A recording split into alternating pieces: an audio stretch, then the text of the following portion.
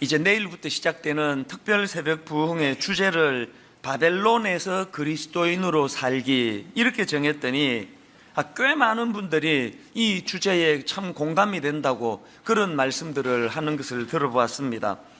왜 많은 분들이 이 주제에 공감을 할까요?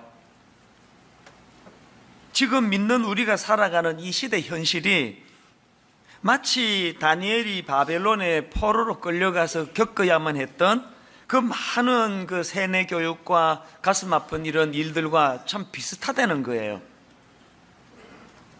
조금만 바르게 믿어보려고 애쓰신 분이라면 다 느끼실 텐데요, 오늘 이 세상에서 이 시대에 크리스찬으로서의 그 정체성을 지키며 살아간다는 게 얼마나 어렵고 힘드냐 하는 거는 다 알고 계시리라고 믿습니다. 한편으로는 이 떨치기 어려운 유혹, 왕의 진미와 포도주로 상징되는 너무나 달콤하게 찾아오는 이 유혹이 지금 현실적으로 너무 많고요. 또 그런가 하면은 창식의 명, 하나님은 나의 심판자, 이런 뜻을 가진 다니엘이라는 이름을 빼앗아 버리고 그 대신에 벨드사살, 벨 신이여 나의 생명을 보호하소서, 그렇게 해서 이제 이름을 부를 때마다 여호와 하나님을 기억하기보다는 자기들이 섬기는 그 우상을 떠올리게 만드는 이런 세뇌 교육이 오늘 이 땅에서도 보면은 자녀들에게 무섭게 공격하는 게 바로 이런 세뇌 교육 아니겠느냐, 이런 이야기입니다. 이렇게 영적으로도 너무나 힘든 세상일 뿐만 아니라 또 한 가지, 끊임없이 우리를 낙심시키고 좌절시키고 그 낮은 자존감의 자리로 몰고 가려는 무서운 이 조직적인 그 공격이 모두가 다 경험하는 그런 현실적인 공격 아니겠습니까? 제가 최근에 그 통계청에서 발표한 자료 하나를 읽다가 참 마음이 아팠었는데요, 우리나라에서 여러분 하루 몇 명이 자살하는지 아십니까? 하루 평균 37명이 자살한대요. 더 가슴 아픈 건요, 이게 OECD 국가 중에서 1위인데요 2위와는 격차가 많이 벌어지는 일이랍니다. 이것도 가슴이 아프지만 또 하나, 그 40대 이상 그 기성세대 또 어른들의 사망 원인 1위가 암이라고 하는데요, 마음이 아팠던 게 뭐냐, 그 젊은 세대 10대, 20대, 30대 이 젊은 세대의 사망 원인 1위는 자살이라는 거예요. 뭘 의미하겠습니까? 우리나라는 청소년들과 젊은이들에게 참 나쁜 나라라고 생각을 해요. 입시부터 시작해가지고 막 얼마나 이 애들을 괴롭히는 그런 나라인지 모르겠습니다. 그러고 보면은 우리나라 출산율이 세계 최저다, 이거는 우연히 나온 게 아닙니다. 본인들도 지금 죽을 것 같이 힘든데 애 낳고 이럴 여력이 없는 것 같아요. 어느 신문 머릿 기사가 참 우프다 그럴까요? 10년간 80조 원 썼는데 출산율 또다시 역대 최저. 이게 작년에 난 머릿 기사인데요, 1년이 지나고 지난 8월 달에 더 심각한 머릿 기사를 봤습니다. 지난해 우리나라 출생아 수가 1년 전보다 4만 명 넘게 감소했다. 아니, 작년의 출산율 자체가 이게 신기록 역대 최저라 그러는데 그 역대 최저였던 작년보다 또 1년 만에 출생아 수가 4만 명 넘게 감소했다는 이런 통계는요, 이건 그냥 심각한 정도가 아니고 이제 이 나라의 장래가 지금 흔들거리는 거예요. 이제 좀 지나면은 군대 보낼 애들 숫자도 안 나올 거라는 이런 두려운 이야기까지 나오고 있는 현실 아닙니까?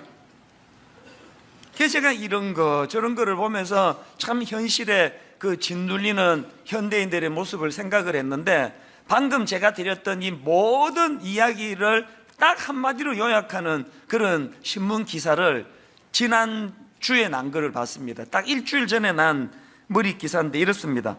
신도림 역에만 치킨집 790개, 콤마하고 각자 도생 한국 사회의 그늘. 제가 이 머리 기사를 보는데 숨이 턱 막혀요. 그리고 읽으면서도 이게 믿어지지가 않습니다. 아니 어떻게 신도림역이라고 하는 그 역 주변에 치킨집이 790개가 있다고 한다면 이건 뭐로 이게 설명하겠습니까? 그 생존해 내는 것 자체가 이게 기적 아닙니까? 제가 이번 가을에 이 다니엘이라는 인물을 살펴보기로 결심한 이유가 바로 여기에 있습니다. 오늘 이 세상은 한편으로는 영적으로 크리스찬으로 자기 정체성을 가지고 사는 걸 집요하게 방해하는 무서운 공격의 시대고요. 그런가 하면은 또 다른 한편으로는 끊임없이 사람들을 좌절시키고 낙심시키고 끊임없이 자기 스스로를 초라한 인생으로 몰고 가려는 이런 무서운 시대를 살아가고 있기 때문에 왜 우리가 다니엘을 집중해야 되느냐? 다니엘은 어떻게 그 어린 나이에 바벨론의 포로로 끌려가는 그 비참한 상황에서도 그 어려운 현실을 극복해낼 수 있었나? 이걸 잘 살펴보면서 우리가 다니엘에게서 영적인 교훈을 찾아내야 된다는 것입니다. 그래서 이제 앞으로 이 부분을 계속 이제 살펴보려고 하는데요. 오늘은 좀 선언적인 의미로 이렇게 유혹이 많은 이 시대를 살아가는 우리가 다니엘에게서 배워야 되는 선언적인 두 가지를 제가 오늘 먼저 좀 선포하기를 원합니다. 자, 첫 번째로요. 이 유혹의 시대에 우리가 해야 될 첫 번째가 뭐냐? 도전하자는 거예요.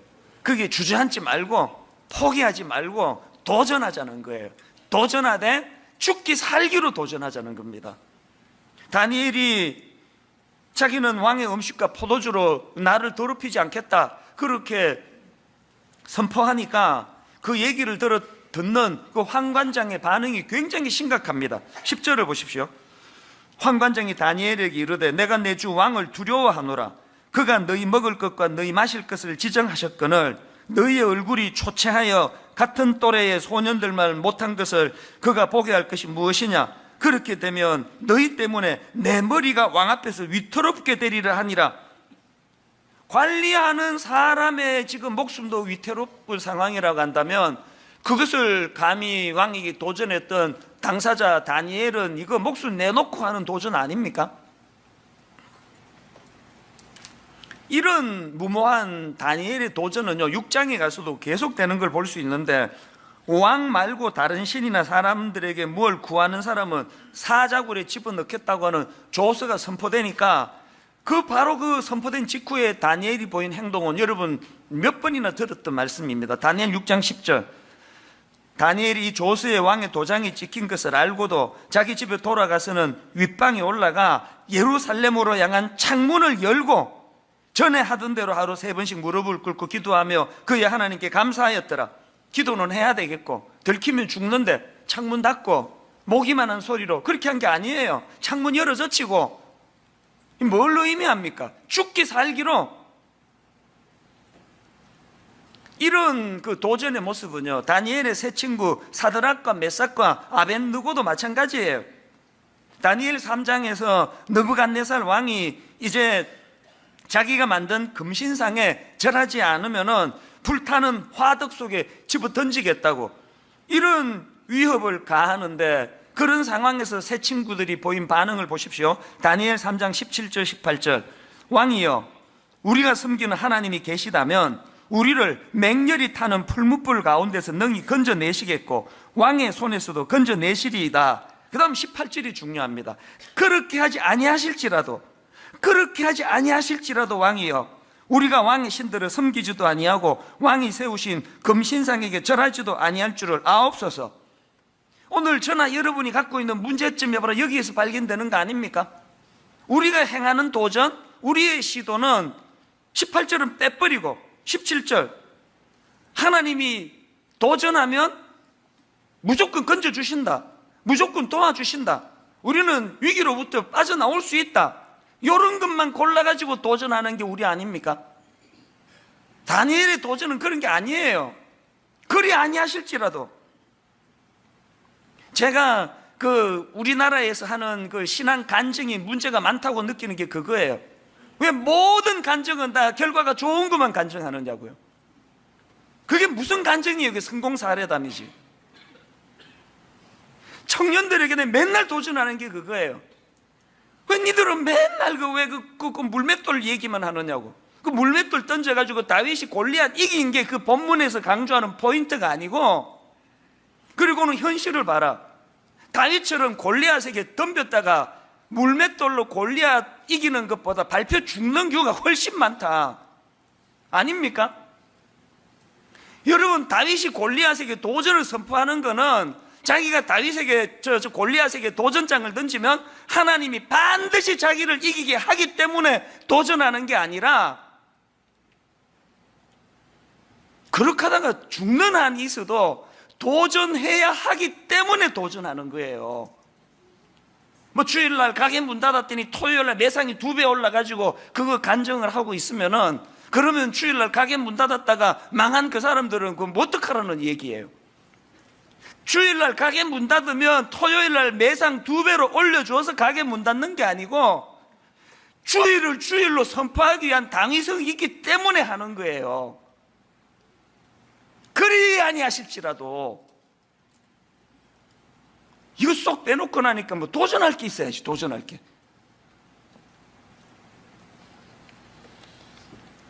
에스더 4장에 나오는 그 에스더라는 그 여성도 마찬가지 아닙니까? 하만의 유대민족 말살 정책으로 자기 민족이 위기를 당하니까 그 4장 16절에서의 선포를 보십시오.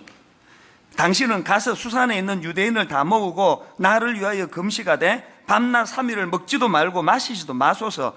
나도 나의 시녀로 더불어 이렇게 금식한 후에 규례를 어기고 왕에게 나아가리니 죽으면 죽으리이다. 내가 이렇게 왕에게 선포하면 하나님이 반드시 나 살려준다, 이게 아니에요. 죽으면 죽으리라. 이런 가냘픈 여성의 그 놀라운 담대한 선포가, 도전이 그 위기를 만난 자기 민족을 구해내는 원동력이 되는 거 아닙니까? 마태복음 14장에 나오는 베드로도 마찬가지예요. 지금 풍랑을 만나가지고 막 제자들이 죽을 것 같은 고난에 빠져 있는데 예수님이 밤 사경에 건져주시려고 예수님이 나타나셨는데, 그 바보 같은 그 나머지 제자들은 주님을 보고 막 유령이다 그러면서 막 부들부들 떨고 막 소리 지르고 이러는데, 베드로가 얼마나 멋진 선포를 합니까? 마태복음 14장 28절에서 베드로가 대답하여 이르되 주여 만일 주님이시거든 나를 명하사 물 위로 오라 하소서. 이게 왜 이렇게 내가 멋지게 보이느냐 하니까, 살려주세요 살려주세요가 아니에요. 그저 죽을 뻔하다가 살아나는 정도가 아니고, 이 풍랑이, 이 고난이, 이 위기가 오히려 주님의 주님 되심이 선포되고, 이 내가 겪는 이 아픈, 이 가슴 아픈 절망적인 일들이 예수 그리스도가 이 땅에서 하나님의 아들이라는 것을, 그 능력을 경험할 수 있는 계기로 삼고자 하는 도전 정신이 담겨 있으니까, 우리는 뭐 이 중에 거의 많은 분들은 아마 주님이 나타나도 유령이다 뭐 이러는 부류가 한 절반쯤 될 거고요. 또 그 중에 또 한 절반은, 한 3분의 1은 또 막 그참 믿음이 좀 좋다면은 금요일 날도 수요일 날도 새벽 기도 와가지고 맨날 하는 기도는 딱 하나예요. 살려주세요 살려주세요 살려주세요, 풍랑으로부터 살려주세요. 이 기도가 맨날 그런 거 아닙니까? 이번 다니엘을 같이 공부하면서 주님을 유령으로 알고 소리 지르는 것보다는 믿음이 좀 나아졌는데, 거기서 만족하지 말고 한 걸음 더 나아가서 도전하자는 거예요. 그래서 뭐 살려달라 살려달라 이런 소리만 하는 게 아니라, 하나님 내가 겪고 있는 이 풍랑이, 내가 경험하는 이 고난이 오히려 하나님의 능력이 나타나고 주님의 주 되심을 선포하는 놀라운 기적의 현장이 되게 하여 주시옵소서. 이 도전 정신을 좀 회복하자는 거예요.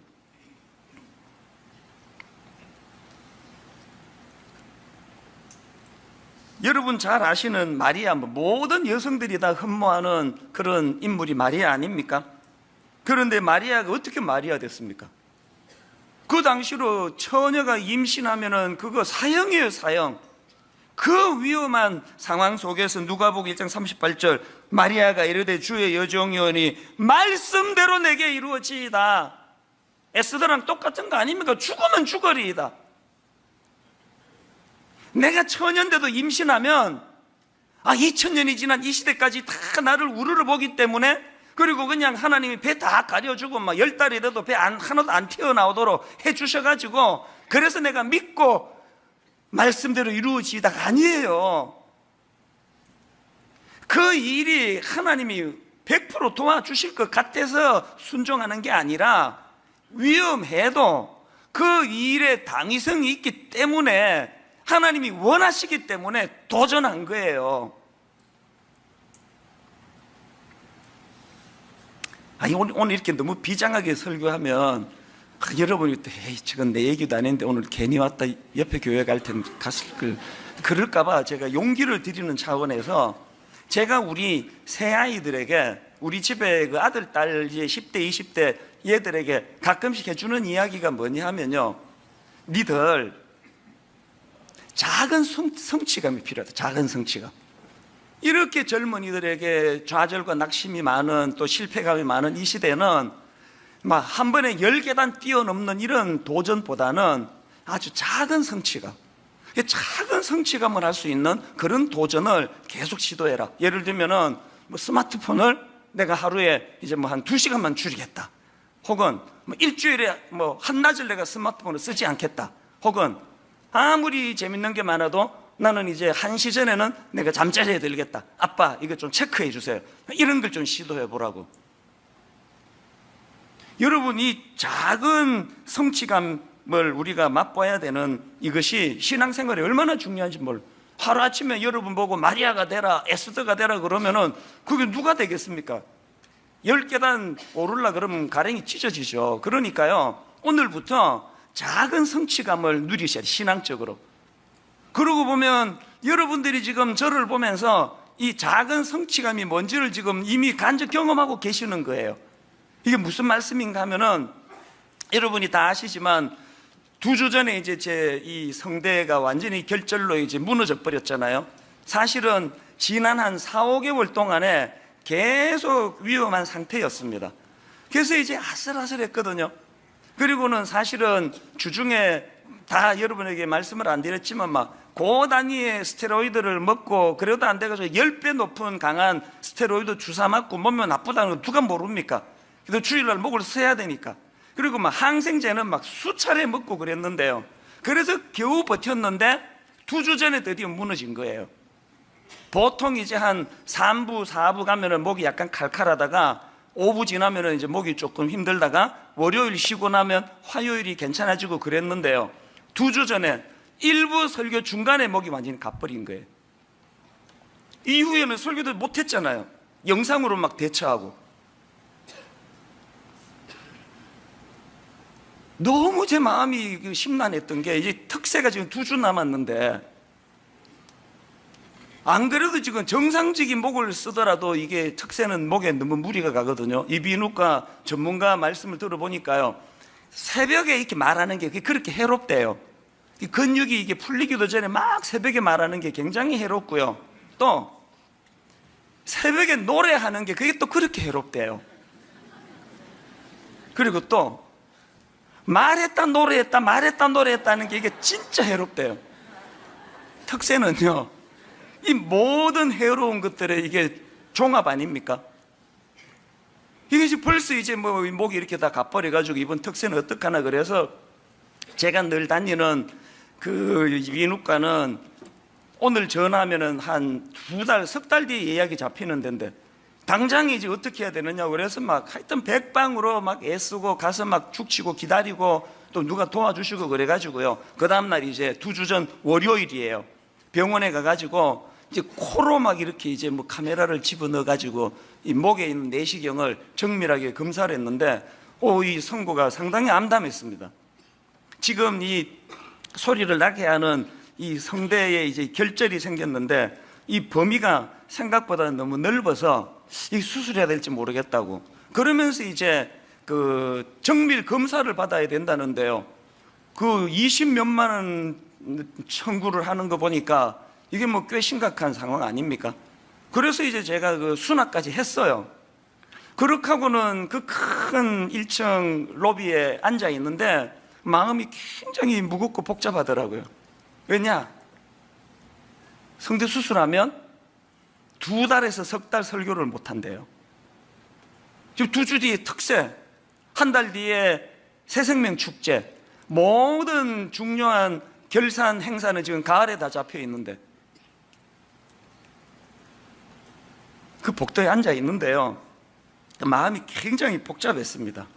그러면 특세는 11월 달로 옮기는 걸로 하고 새생명 축제는 그럼 어떻게 해야 되나? 그런 생각을 하다가 이 특세는 절대 못 옮기겠는 거예요. 왜 못 옮기느냐 하면은요, 지난 여름 동안에 이 다니엘 통해 가지고 막 너무너무 충만한 이걸 여러분에게 빨리 전하고 싶은데, 마치 그 산모가 아기를 낳고 나면은 막 젖이 이제 막 돌잖아요. 그러면 그 엄마의 그 모성애가 뭐예요? 이걸 빨리 아기에게 그 젖을 물려주고 싶은 그 마음이 그 목사의 마음이거든요. 이게 지금 여름에 내가 너무 이 다니엘을 통해서 은혜를 받았는데 이게 11월 달 가면 이게 다 식어 빠져가지고 이거 뭐 식은 음식 내놓게 돼 있는데 이거 못 옮긴다. 강행할 거라고. 그래가지고요, 바로 환불을 시켜버렸어. 20몇만 원. 뭐 수술해야 된다 그러더니 안 할 건데 뭐하러 아깝게 이게 더 돈 쓰느냐고. 그렇게 하고 돌아온 게 딱 2주 전이에요. 그리고는 뭐 이제 주중에 이런저런 노력을 많이 했죠. 그리고는 사실은 그동안 이 성대 때문에 마지막에 막 피치를 가하면서 이렇게 선포해야 될 때 목 때문에 못할 때가 많았거든요. 그 제가 이제 마음으로 다짐한 거예요. 나 안 그런다 이제. 뭐 죽으면 죽으리라. 설교 못하면 못하더라도 지난주부터 막 갑자기 소리가 막 엄청 커졌잖아요. 막 1부 때 막 팍 소리 지르고 났더니 바로 막 뛰어와가지고 목사님 왜 이렇게 오늘 소리를 지르세요? 2부 끝나고도 또 누가 또 그러시면 안 된다 그러고 하는데, 진짜 놀라운 역사는요, 그렇게 하고 지난 주일 보냈는데 월요일 딱 자고 화요일 날 교역자들하고 대화하는데 목이 싹 나와버린 거예요. 이것보다 훨씬 좋았어요, 소리가. 근데 지금 박수 치면 안 되는 게 이제 이번 특세 지나고 또 결국 수술해야 되겠습니다. 이러면 곤란한데요, 제가 지금 뭐 이게 결절이 다 나았는지 여전한 상태인지는 모르지만 작은 도전에 어떤 성취감이 있는지 아세요? 작은 도전의 성취감이 뭐냐? 내가 확신하는 것, 이제 내일부터 드릴 특별 새벽 부흥회에는 적어도 목소리 때문에 예배가 지장되는 일은 없겠다는 확신이 든 거 아닙니까? 작은 성취감이에요. 여러분 삶 속에서 막 우리가 다니엘과 같은 막 어마어마한 이런 어떤 기적은 경험하지 못한다 할지라도 일상 속에서 우리 작은 성취감, 작은 도전을 하고 그 작은 성취감, 저는 그런 누적된 작은 성취감이 참 많은 사람이에요. 이번 특세에 이런 작은 성취감이 여러분의 도전과 더불어 많이 경험되어지는 은혜가 있기를 바랍니다. 그런가 하면 두 번째로 이 유혹의 시대에 우리가 해야 될 게 하나 더 있는데, 결단하라는 게, 결단하라. 8절, 다니엘은 뜻을 정하여, 여기 나오는 뜻을 정하여가 바로 결단하는 거예요. 결단. 그래서 세 번역은 8절을 이렇게 번역합니다. 다니엘은 왕이 내린 음식과 포도주로 자기를 더럽히지 않겠다고 마음을 먹고, 제가 모 종합병원 앞에서 특별 새벽 부흥회를 11월 달로 미루는 일은 하지 않겠다, 수술 안 한다, 마음을 먹은 거예요. 마음을 하나님 의지하면서. 그 당시로는 지금 이 정도 소리가 나올 때가 아니에요. 마음을 먹은 거예요. 마음을. 그리고 예배 시간에 차라리 설교를 안 하면 안 했지, 목 때문에 맨날 그냥 기어 들어가는 소리로 내 그렇게 설교하지 않겠다고. 그 지난주부터 제가 선포하기 시작한 거 아닙니까? 옛날에 그 조분조분 말할 때가 훨씬 좋았는데 저렇게 시끄럽게 설교해서 특히 그 힘들다고 하시는 분들은 곧 익숙해지실 거예요. 이제 저는 최근에 그 도전이 되는 경구 하나를 보았는데요, 잘 들어보세요. 포기한 자보다 더 비열한 자는 시작도 하지 않는 자이다. 포기한 자보다 더 비열한 자는 시작도 하지 않는 자이다. 그런가 하면은 요 근래에 나온 그 신간 중에요, 그 책 중에 제목이 되게 재밌습니다. 하마터면 열심히 살 뻔했다. 책 제목이 이래요. 하마터면 열심히 살 뻔했다. 그 책에서 제 눈길이 머무는 문장 하나를 발견했는데 한번 들어보세요.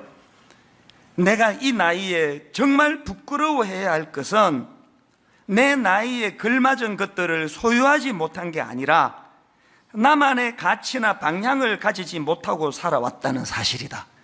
다시 한번 들어보실래요?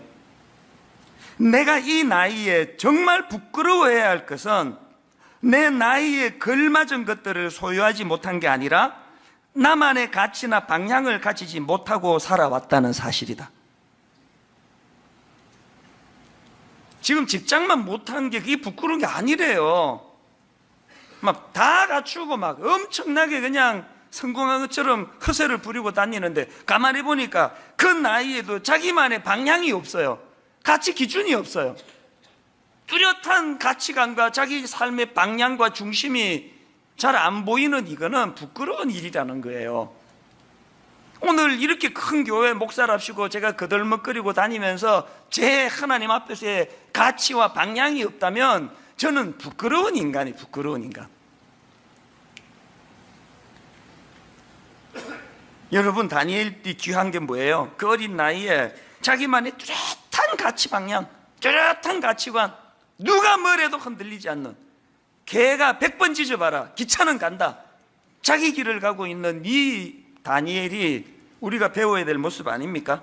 저는 오늘 그 8절에서의 다니엘은 뜻을 정하여라고 하는 이 결단이 참 이게 능력이 있는 거구나, 이게 결단하고 선포하는 게 참 중요한 게요. 저도 최근에 그걸 경험해 봤습니다. 결단하는 거, 또 그걸 선포하는 거, 이 다니엘이 보여준 이게 얼마나 능력이 있는가를 저도 경험했는데요. 여러분이 다 아시지만 또 그리고 또 부러워하고 계시지만 제가 요 근래 6kg를 뺐거든요. 그리고는 이게 요요 현상도 잘 안 일어나요. 근데 이 6kg를 빼게 된 그 첫 출발을 전에 말씀드렸잖아요. 사무실로 우리 아끼는 후배 집사님 점심 같이 하자고 그렇게 오랜만에 불렀더니 이 홀쭉해가지고 왜 이러냐 그랬더니 자기가 근래에 다이어트 성공해 20kg를 뺐다고 하는 그 얘기에 내가 도전을 받은 거거든요. 그리고는 이제 나도 하겠다고 그렇게 이제 마음 먹고는 그날 점심 때 이제 뷔페 식당 가서 배 터지게 먹고 마지막 만찬. 그리고는 저녁에 집에 가자마자 제가 한 게 선포예요. 옷도 안 갈아입고요, 막 큰 소리로 내 집사람 보고 여보, 집에 있는 탄수화물 다 가져와. 그래가지고 막 쓰레기 봉지 두고요, 우리 집에는 그 애들이 셋이나 있기 때문에 뭐 과자, 탄수화물 막 엄청 많거든요. 다 버렸어요. 버리면서 계속 소리내서 선포했습니다. 그 집사람 들으라고 한 게 아니라 저 자신에게 한 선포예요. 오늘부터 우리 집에 탄수화물 없다. 모든 탄수화물 내가 다 버릴 거다. 나 이제 더 이상 안 먹는다. 선포했어요. 여러분, 사실은요, 그 당시로 제가 탄수화물 중독이었거든요.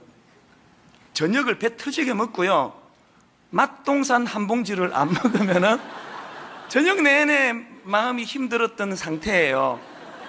근데 맨날 우리 딸 보고 너 가서 새우깡 한 봉지만 사갖고 와라, 새우깡 한 봉지 사다 주면 내가 팁 줄게 막 그러면서 새우깡 사다 달라고 얼마나 애들이 귀찮아했는지 몰라요. 그러던 탄수화물 중독 상태였는데 그날 그 집사님 보고 결심하고는 바로 나한테 선포한 거예요. 그러면서 막 일부러 오버하면서 막 다 쓰레기통에 팍팍 좀 아깝기는 했어요. 막 봉지채 막 버린 것도 있고 그래가지고 그렇게 다 버리고 나는 이제 오늘 이후로 탄수화물 더 이상 먹지 않을 거다. 당 종류 오늘 이후로 나는 다 끊을 것이다. 그렇게 딱 선포했는데 진짜 그게 능력이더라고요.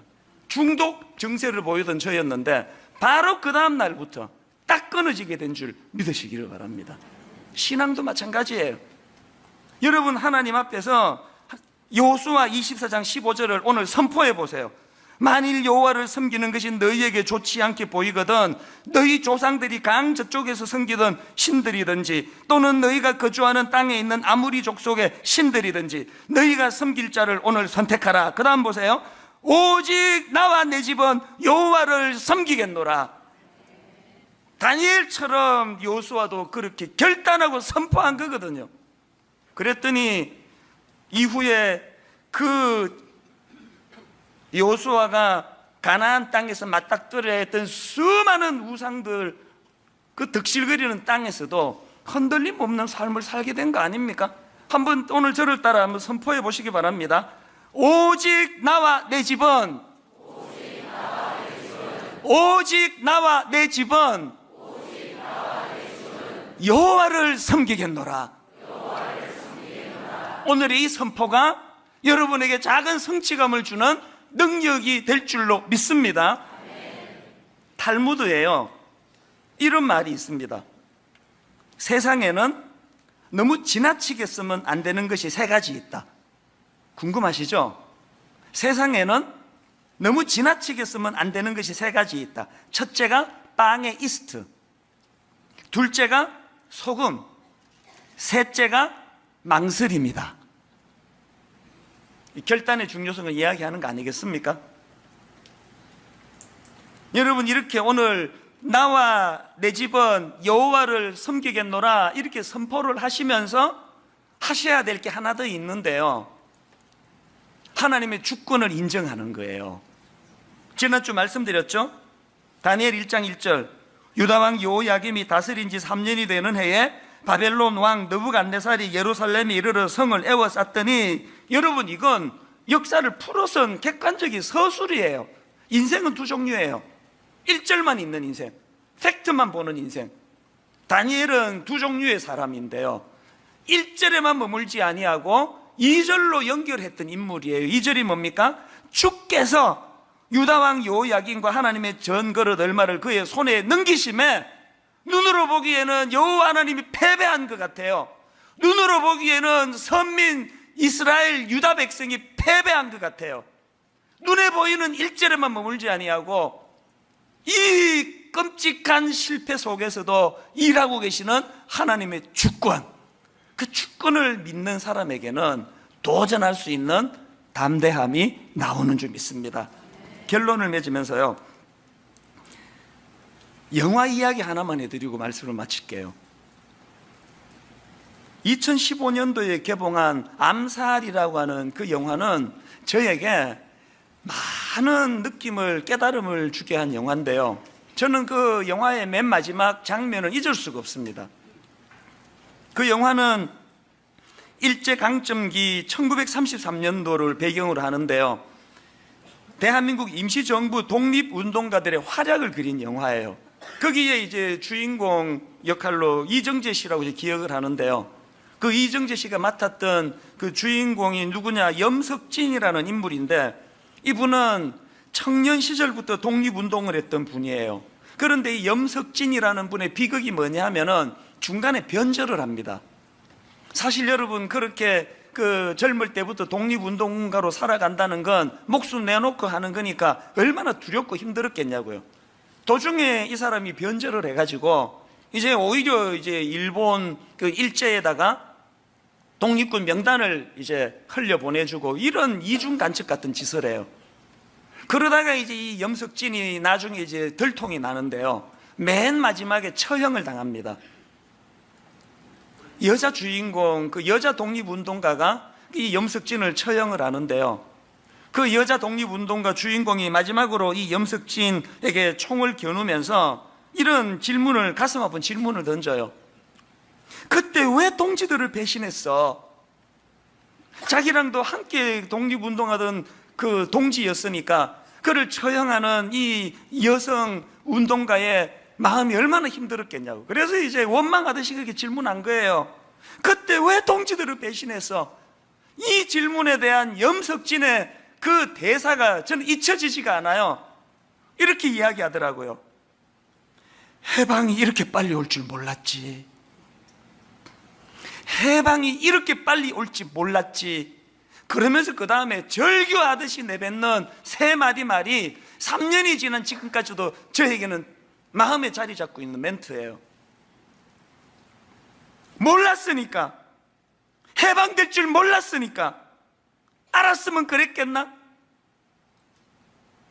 목사인 제가 이 대사가 왜 잊혀지지 않을까요? 이 땅에 다시 오실 예수 그리스도 마라나타 꿈꾸면서 참 희망이라고는 눈 씻고 봐도 없는 그 상해에 독립운동하던 사람들처럼 이 악한 바벨론 같은 시대의 신앙생활은 우리지만 우리가 꿈꾸며 사는 그 마라나타 아닙니까? 그러다가 변절하고, 그러다가 무너지고, 그러다가 타락하고, 우주의 종말이 오든 내 개인의 종말이 오든 반드시 오는 건 종말인데, 여러분, 내 인생의 마지막 날 이렇게 말하지 않기를 원합니다. 해방이 이렇게 빨리 올 줄 몰랐지. 내 개인의 종말이 이렇게 빨리 올 줄 몰랐지. 몰랐으니까, 해방될 줄 몰랐으니까, 알았으면 그랬겠나. 여러분, 이런 부끄러운 고백을 하며 끝내는 인생이 아니기를 위하여 지금부터라도 다니엘처럼 도전하셔야 돼요. 그리고 눈에 보이는 것에만 연연하지 아니하고 다니엘처럼 하나님 나라를 꿈꾸셔야 돼요. 주님 다스릴 그 나라가 반드시 온다는 것, 주님 다스리는 그 나라가 마치 해방이 되고 그 영화에 수많은 끝까지 변절하지 않고 지조를 지켰던 독립가들이 오늘에 이르기까지 그 후손들이 그 영광을 받아 누리는 그 자리를 꿈꾸면서 달려왔듯이, 마라나타, 주님 다시 오실 때 여러분, 이 소망이 저와 여러분을 변질시키지 않는 능력이 되는 줄로 믿습니다. 마지막 시편 18편 29절 읽고 말씀을 마치겠습니다. 내가 주를 의뢰하고 적군을 향해 달리며 내 하나님을 의지하고 담을 뛰어넘나이다. 이번 한 주간 특별 새벽 부흥 기간 동안에 다윗처럼 이런저런 드리워진 자기 인생의 담을 껑충껑충 뛰어넘는 작은 도전과 작은 성취감을 누리는 그런 한 주간 되시기를 주님 이름으로 축복합니다. 이상화 시인의 그 빼앗긴 들에도 봄은 오는가, 아마 여러분도 잘 알고 계시는 시라고 생각하는데요. 이 시는 그 일제 강점기인 1926년도에 발표가 된 시입니다. 그러니까 나라 잃고 온 한반도가 그 먹구름에 쌓여있던 암울하던 그 시대를 배경으로 쓴 시인데요. 제가 자료를 이것저것 찾아보니까 지금 이제 그 나라 빼앗긴 지 십수년이 지났지만 또 막 3.1 만세 운동도 또 시도도 하고 했지만 시간이 갈수록 그 해방에 대한 기대감은 점점 사라지고, 그 대신에 이제 이 한반도 땅이 이 식민지 사회가 점점 정착돼 가는 것 같은 그런 좌절감, 이게 깊이 드리워져 있던 그 현실을 노래한 게 바로 이 빼앗긴 들에도 봄은 오는가 이 시라는 겁니다. 저는 이 시의 시작이 지금은 남의 땅, 빼앗긴 들에도 봄은 오는가 이런 질문으로 시작해서 맨 마지막에 그러나 지금은 들을 빼앗겨 봄조차 빼앗기었네, 이렇게 마무리되는 이 시의 표현이 한편으로는 그 조국 상실이라는 절망적인 상황 인식, 그래서 참 아픈 가슴으로 이거를 읽어야 되고, 또 그런가 하면은 또 한편으로는 이 반드시 빼앗긴 나라를 되찾고야 말겠다, 이런 강렬한 의지를 담고 있는 게 바로 이 시라는 거. 제가 설명한 글을 읽다가 보니까 참 이게 눈에 들어왔습니다. 제가 지난주에 이 시를 찾아가지고 읽게 된 거는 어느 권사님이 제게 보내준 메일 때문이었는데요. 이 메일 안에 왜 제가 지난주 설교 끝부분에 그 독립운동가들 이야기를 다룬 그 암살이라는 영화를 제가 언급하지 않았습니까? 그 설교를 들으신 권사님이 저한테 이제 메일을 보내주신 겁니다. 그 내용을 한번 들어보십시오. 저도 암살이라는 영화를 보고는 그 영화가 마치 하나님의 나라를 빼앗긴 영적 식민지 시대를 살아가는 이 시대 성도의 모습을 그린 것 같아 큰 도전을 받았고, 싸우고 죽이는 영화를 제일 싫어함에도 불구하고 두 눈을 부릅뜨고 보았습니다.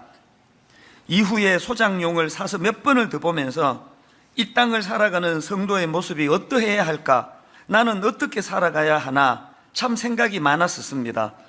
몇 년 전 영화지만 목사님께서 설교에서 말씀해 주셔서 다시 새롭게 기억났어요. 빼앗긴 들에도 봄은 오는가라는 시처럼 빼앗긴 하나님의 나라에도 귀한 말씀의 검으로 영적 독립군과 의용군들을 모아주시고 훈련해 주시니 참 감사합니다. 저는 어쩌면 나이, 건강 등을 핑계대며 이제 민방위가 되었는지 모르지만 다시 힘을 낼 거예요. 제가 어디에서 무엇을 하든 저도 빼앗긴 하나님 나라에 봄이 오도록 작지만 소박하지만 계속 하고 있을 거예요. 이게 참 이 진솔한 이 권사님의 편지가 제게 참 감동이 되더라고요. 제가 왜 그 빼앗긴 들에도 봄은 오는가라는 시를 검색해가지고 찾아 읽었느냐 하면은 그 편지 안에 권사님이 이제 이 시를 인용했기 때문에, 그래서 제가 이것저것 이제 이 시를 읽어보고 또 이 시의 의미를 설명하는 글들도 찾아보고 그러다 보니까 그 어느 분의 그 해설 한 대목에서 꼭 그 사무엘, 우리가 지금 살피고 있는 다니엘서 1장의 상황을 해석해 놓은 것 같은 그런 느낌을 주는 글 하나를 제가 발견을 했습니다. 자, 한번 보십시오.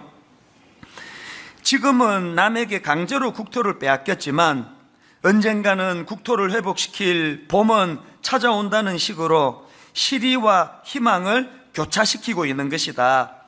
빼앗긴 국토에 대한 상실감에서 빚어진 영탄과 국토를 회복해야 한다는 강한 의지력을 형상화한 것으로 가락이 힘차고 거센 격정을 느끼게 하는 작품이다.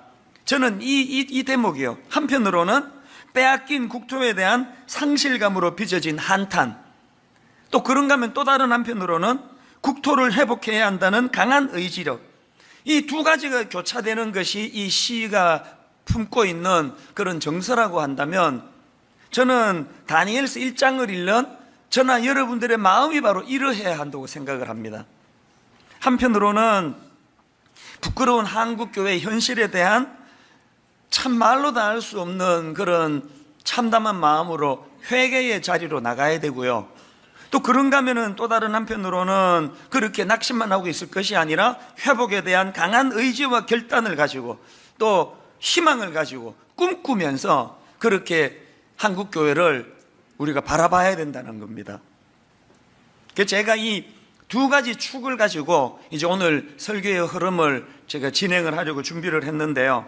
먼저 살펴볼 거는 우리들의 이 죄악에 대한 자각과 회개예요. 이게 먼저 일어나야 된다는 겁니다. 저는 오늘 이 본문 말씀을 읽으면서 그 무능하고 부패했던 요야긴 왕과 또 타락했던 그 당시 기성세대 이스라엘 백성들이 저질렀던 그 죄악이 두 가지라고 생각합니다. 그리고 이게 오늘 저 같은 목사나 우리 예수 믿는 성도들이 저지른 죄하고 일치한다고 저는 생각하는데요. 그 두 가지가 뭐냐? 첫째로는요, 여러분 믿는 우리가 범한 두 가지 잘못 중에 첫 번째 잘못이 뭐냐? 하나님을 패배한 신처럼 초라하게 만든 죄라는 겁니다. 2절을 다시 한번 보시겠습니까? 주께서 유다왕 요야김과 하나님의 전 그릇 얼마를 그의 손에 넘기심에 그가 그것을 가지고 신할 땅 자기 신들의 신전에 가져다가 그 신들의 보물창고에 두었더라. 여기 보면은 바벨론이 그 침략을 해가지고는 그리고 뭘 뺏어갑니까? 하나님의 성전 기물 일부를 빼앗아가지고 자기들의 신전 창고에다가 보관했다는 거예요. 이게 어떤 의미를 가지고 있는지 아십니까? 이거를 아시려면요, 그 사사기 16장에 보면은 좀 비슷한 내용이 나오는데 거기 삼손이 등장합니다. 여러분 다 아시지만 삼손은 그렇게 놀라운 은사와 하나님 주신 사명을 가졌는데 그저 여자 치마폭에 쌓여가지고 그 들릴라라는 그 여자한테 놀아나가지고 그만 붙잡혀가지고 두 눈 뽑히고 맷돌을 돌리는 이런 비극적인 신세로 전락을 하지 않습니까? 그런데 제가 사사기 16장을 보니까요, 그렇게 삼손을 붙잡아가지고 묶어놓고 맷돌을 돌리게 하는 그 블레셋 사람들이 이 사건을, 삼손을 잡은 사건을 어떻게 해석하느냐, 굉장히 흥미롭더라고요. 사사기 16장 23절 24절입니다.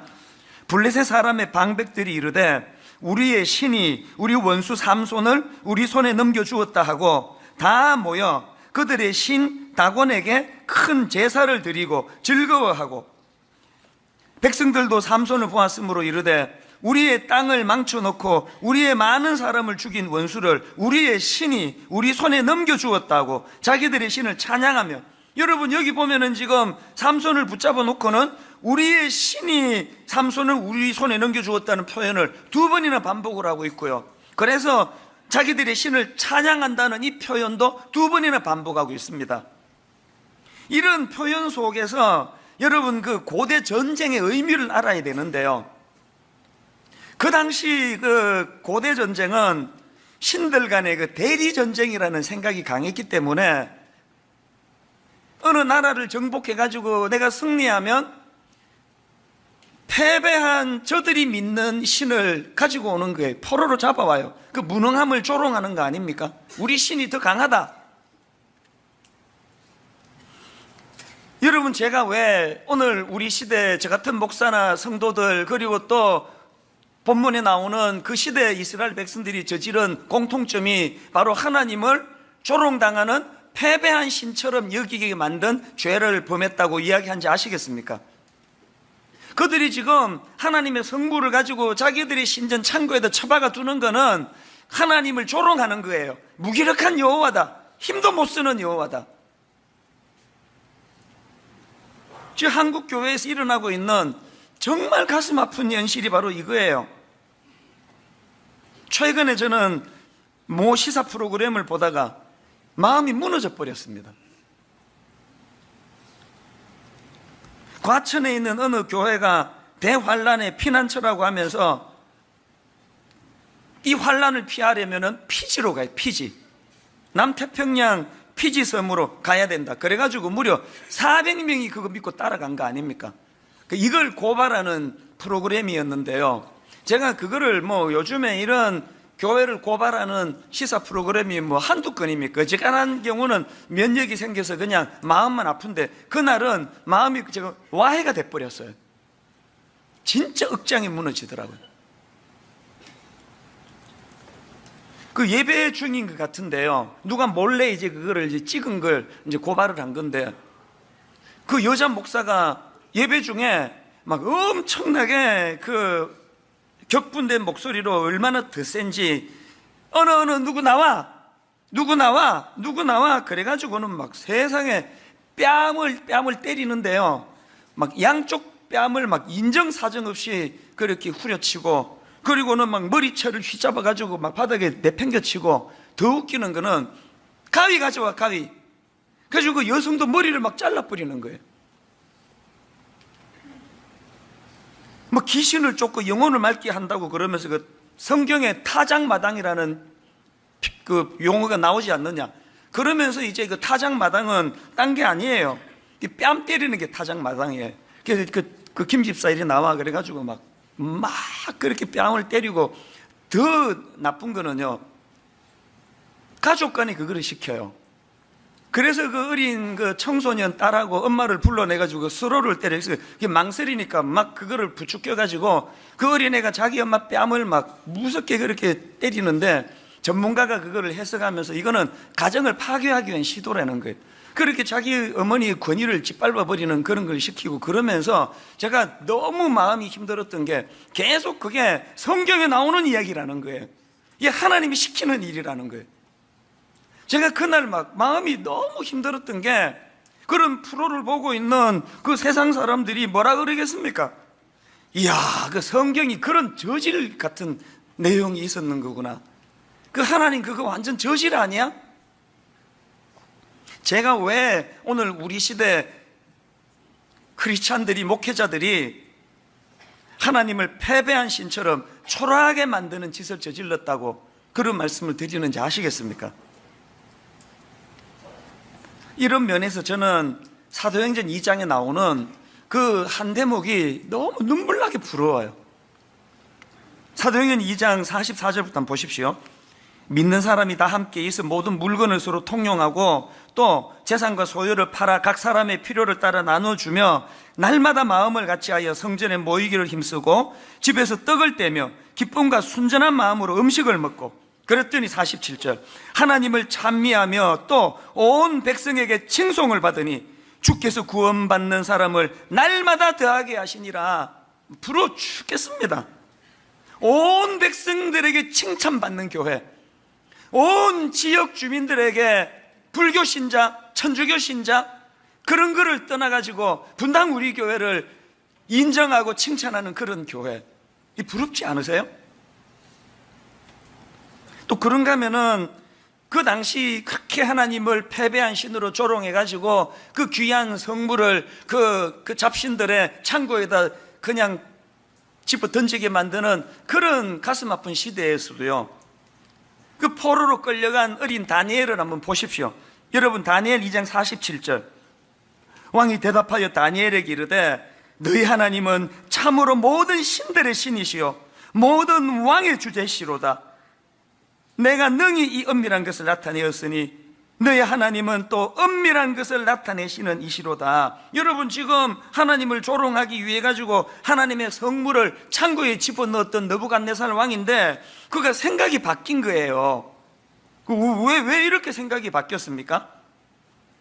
자기가 꿈을 꾸고 그 꿈으로 인해 가지고 번민이 찾아오고 불면증이 밀려오고 이것 때문에 너무너무 마음이 힘든데 다니엘이 그걸 풀어준 거예요. 자기가 데리고 있던 바벨론의 마술사와 주술사와 점쟁이와 점성가 그 누구도 풀지 못했던 그 문제를 다니엘이 그걸 풀어주는데, 다니엘이 그걸 푸는 과정에서 계속 하는 말이, 그 내가 똑똑해서 이거 푸는 거 아닙니다. 이거 왕이시여, 내가 믿는 여호와 하나님이 이거를 알도록 가르쳐 주셨습니다. 이 지혜는 하나님에게서 나오는 것입니다. 다니엘이 계속 그거를 반복하니까 느부갓네살의 생각이 바뀐 거예요. 이게 우리가 이 전투에서 이겼다고 그 만만하게 봤더니 그 여호와 하나님이라는 신이 이게 만만히 볼 신이 아니네. 생각이 바뀌어졌다는 거예요. 저는 여기에 우리의 대안이 있다고 생각합니다. 한편으로는 사도행전 2장에서 보여주는 교회 공동체의 아름다움을 회복해야 돼요. 그런데 여러분, 교회 공동체의 아름다움을 회복하는 건 상식을 회복하는 거 아닙니까? 상식을. 없는 사람에게 십시일반해가지고 청크를 도와주고, 병든 사람을 위해 가지고 마음을 다 모아가지고 그를 위해주고, 장애를 갖고 있는 이웃이 있다면 한 마음으로, 우리 주일 되면은 드림센터 엘리베이터 그거 장애인들에게 양보하자는 거 교회니까 가능한 거 아닙니까? 왜 지금 바빠 죽겠는데 왜 나는 못 타게 하고 장애인만 타게 하느냐고 그렇게 항의하는 분 계시나요? 그거 교회가 세상 사람들에게 이런 그 평판을 회복하려면 이런 상식이 통하도록 하면 돼요. 제가 어제 그 특세 마지막 날 이런 면에서 내 작은 감동을 받았는데요, 이번 특세는 막 유난히 하나님이 은혜를 많이 주셨어요. 진짜 너무 제가 감동을 했는데, 그러다가 보니까 마지막 날 너무 많이 오신 거예요. 우리가 막 마지막 날 잔치하느라고 이제 그 떡을 하지 않습니까? 성도님들이 그 간식하라고 헌금을 많이 해주셔가지고 7,000명분을 했어요. 7,000명분. 이거는 막 엄청 남을 것이다. 왜냐하면 또 은혜 받으면 배도 고파가지고 2개 갖고 가는 분도 계시거든. 이건 막 넉넉하게 7,000명분을 했는데, 그날 어제 문제가 생긴 거예요. 출석하신 분이 7,000명이 넘는 거예요. 이게 그래서 또 이게 또 그 기도하고 막 은혜 받고 갔더니 떡 떨어졌다 그러면 또 이게 시험에 들 텐데 그래가지고 내가 광고를 한 거죠. 지금 너무 많이 오셔가지고 이랬는데, 여기 가족이 뭐 4식구 5식구 많이 오시는 분들은 떡 하나씩만 양보해 달라고. 그래서 우리 다 이걸 나누자 그러고 광고는 해놓고 오후에 오전에는 되게 궁금한 거예요.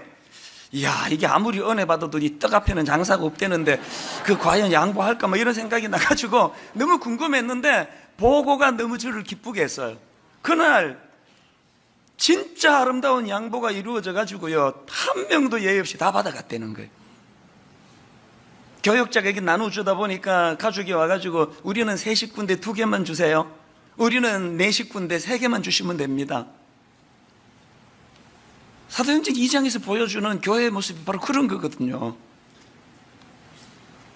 이렇게 교회의 아름다움을 회복해야 되고요, 또 그것만 있어서는 안 됩니다.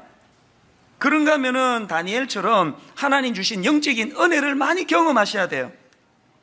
다니엘서 5장에 보면은 느부갓네살 왕의 아들 벨사살 왕도 다니엘을 칭찬하는 대목이 나오는데요. 자, 5장 14절입니다. 내가 너에 대하여 들은즉 내 안에는 신들의 영이 있으므로 내가 명철과 총명과 비상한 지혜가 있다 하도다. 나 그렇게 들었다. 지금 다니엘이 인정받는 게 뭐예요?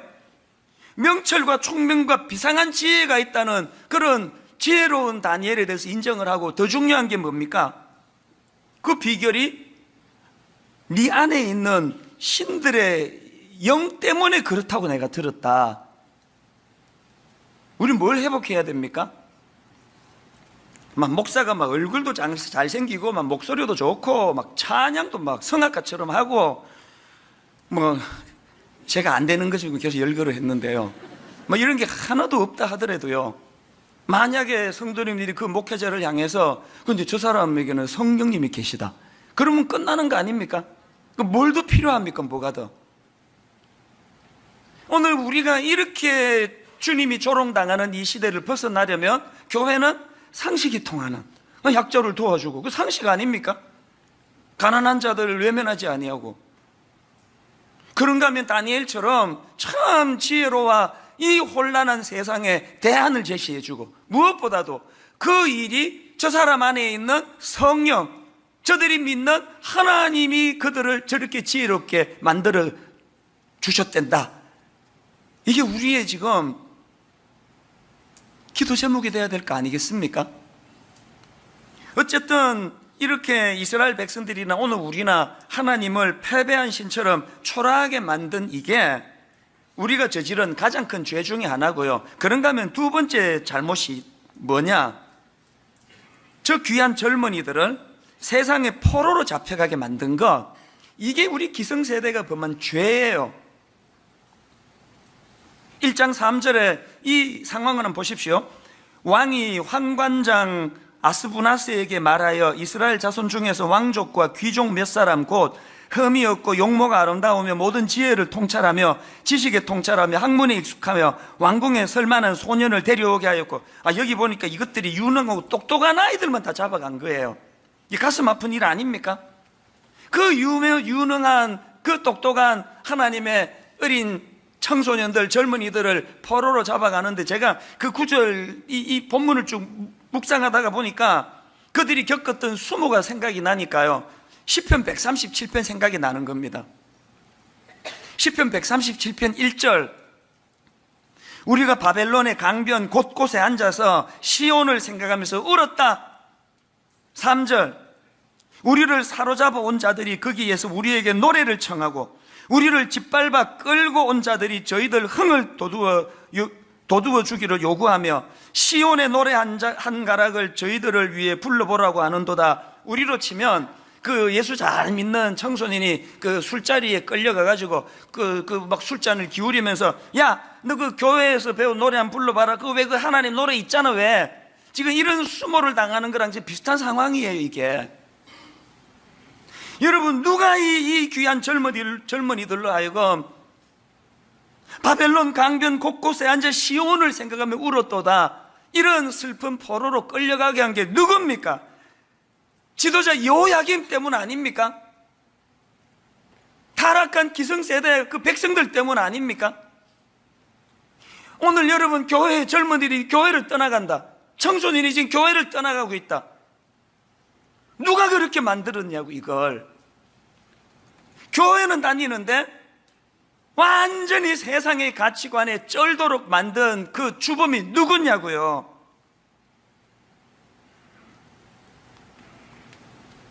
저희 때만 해도요, 저도 대학에 딱 들어가니까 신입생 환영회 한다 그래서 갔더니 막걸리를 돌리더라고요. 이를 사발에다가 쫙 돌리길래 제가 쭈뼛쭈뼛 하면서 말했죠. 저 술 못 마시는데요. 딱 이야기가, 니 교회 다니는구나. 그랬다 그랬죠. 가슴은 두근두근 거리는데. 욕은 많이 먹었지만요, 그 다음에 이런 과 모임 이런 데 가면은 다 차 한 수제는 술 주지 마라, 쟤 술 안 먹는다, 그러니까 인정해 주던 분위기였거든요. 지금 우리 아들이 신입생 환영회 가가지고요, 나 술 못 마시는데요. 왜? 교회 다니는데요. 그러면요, 우리가 신천지 보듯이, 너 아직도 그런 데 다니니? 이게 조금의 과장도 없는 현실 대학교의 모습이에요. 누가 이렇게 만들었습니까? 저 같은 목사가 이 잘못에서 자유할 수 있습니까? 그 목사는 그냥 말만 잘하는 탐욕으로 그냥 그런 이미지를 지금 만드는 게 이게 누구 잘못이냐고요. 그런가 하면은 여러분, 이 영적인 바벨론의 가장 강력한 특징이 뭐예요? 1등주의. 지금 포로로 끌고 가는 것들도 다 그런 똑똑한 사람을 끌고 간대잖아요. 오늘 여기에 여러분 우리 순장님들 지금 그 노란하고 있는 거 아닙니까? 니 어떻게 해서든 그것도 지금 갈 수 있는 대학보다 한 단계 높은 대학을 가야 되는 거 아니냐고. 성공을 향한 그 타오르는 목마름,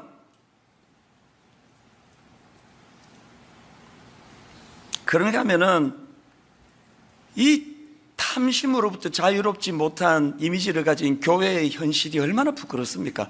저는요, 이 거대한 바벨론 사회에서 참 어리석다 싶은 사람이 그 자동차 처음 운전하면서 뒤에다가 초보 운전 뭐 이거 붙이는 사람이 난 참 그 공연한 짓이라고 생각을 해요. 이 사회가 말이에요, 그 약자들에 대하여 배려해주고 양보해주고 이해해주는 그 분위기에서 그게 초보 운전이 필요한 거지. 초보 운전 갖다 붙이면 더 위험해요. 저 골치 아프게 운전도 못하는 게 나와가지고 그래가지고 그 앞지르려고 막 싹싹 하는 게 이 사회 아닙니까? 또 그런가 하면은 이 끔찍한 청소년들의 지금 성적인 일탈들을 한번 보세요. 어제 그 기사 보셨나요? 머리 기사가 이렇더라고요. 여고생의 술 먹이고 성폭행 방치 사망 10대 이명 영장. 저는요, 그 뭐 내용 뭐 다 떠나가지고 어떻게 17살짜리 그 어린애가 우리 교회의 17살짜리를 보면은 애예요. 아직 애.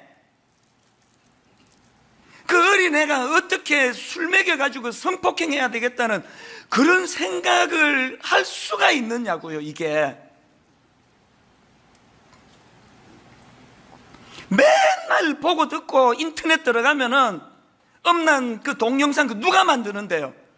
돈만 낸다 그러면은 그냥 이게 짐승도 아니고 온 인터넷을 그냥 그런 자극적인 동영상으로 도배를 해가지고 초등학교 6학년만 되면은 그 핸드폰으로 음란 동영상을 보게 만드는 이런 썩어 빠진 바벨론 사회가 그런 애들을 양산시키는 거 아닙니까?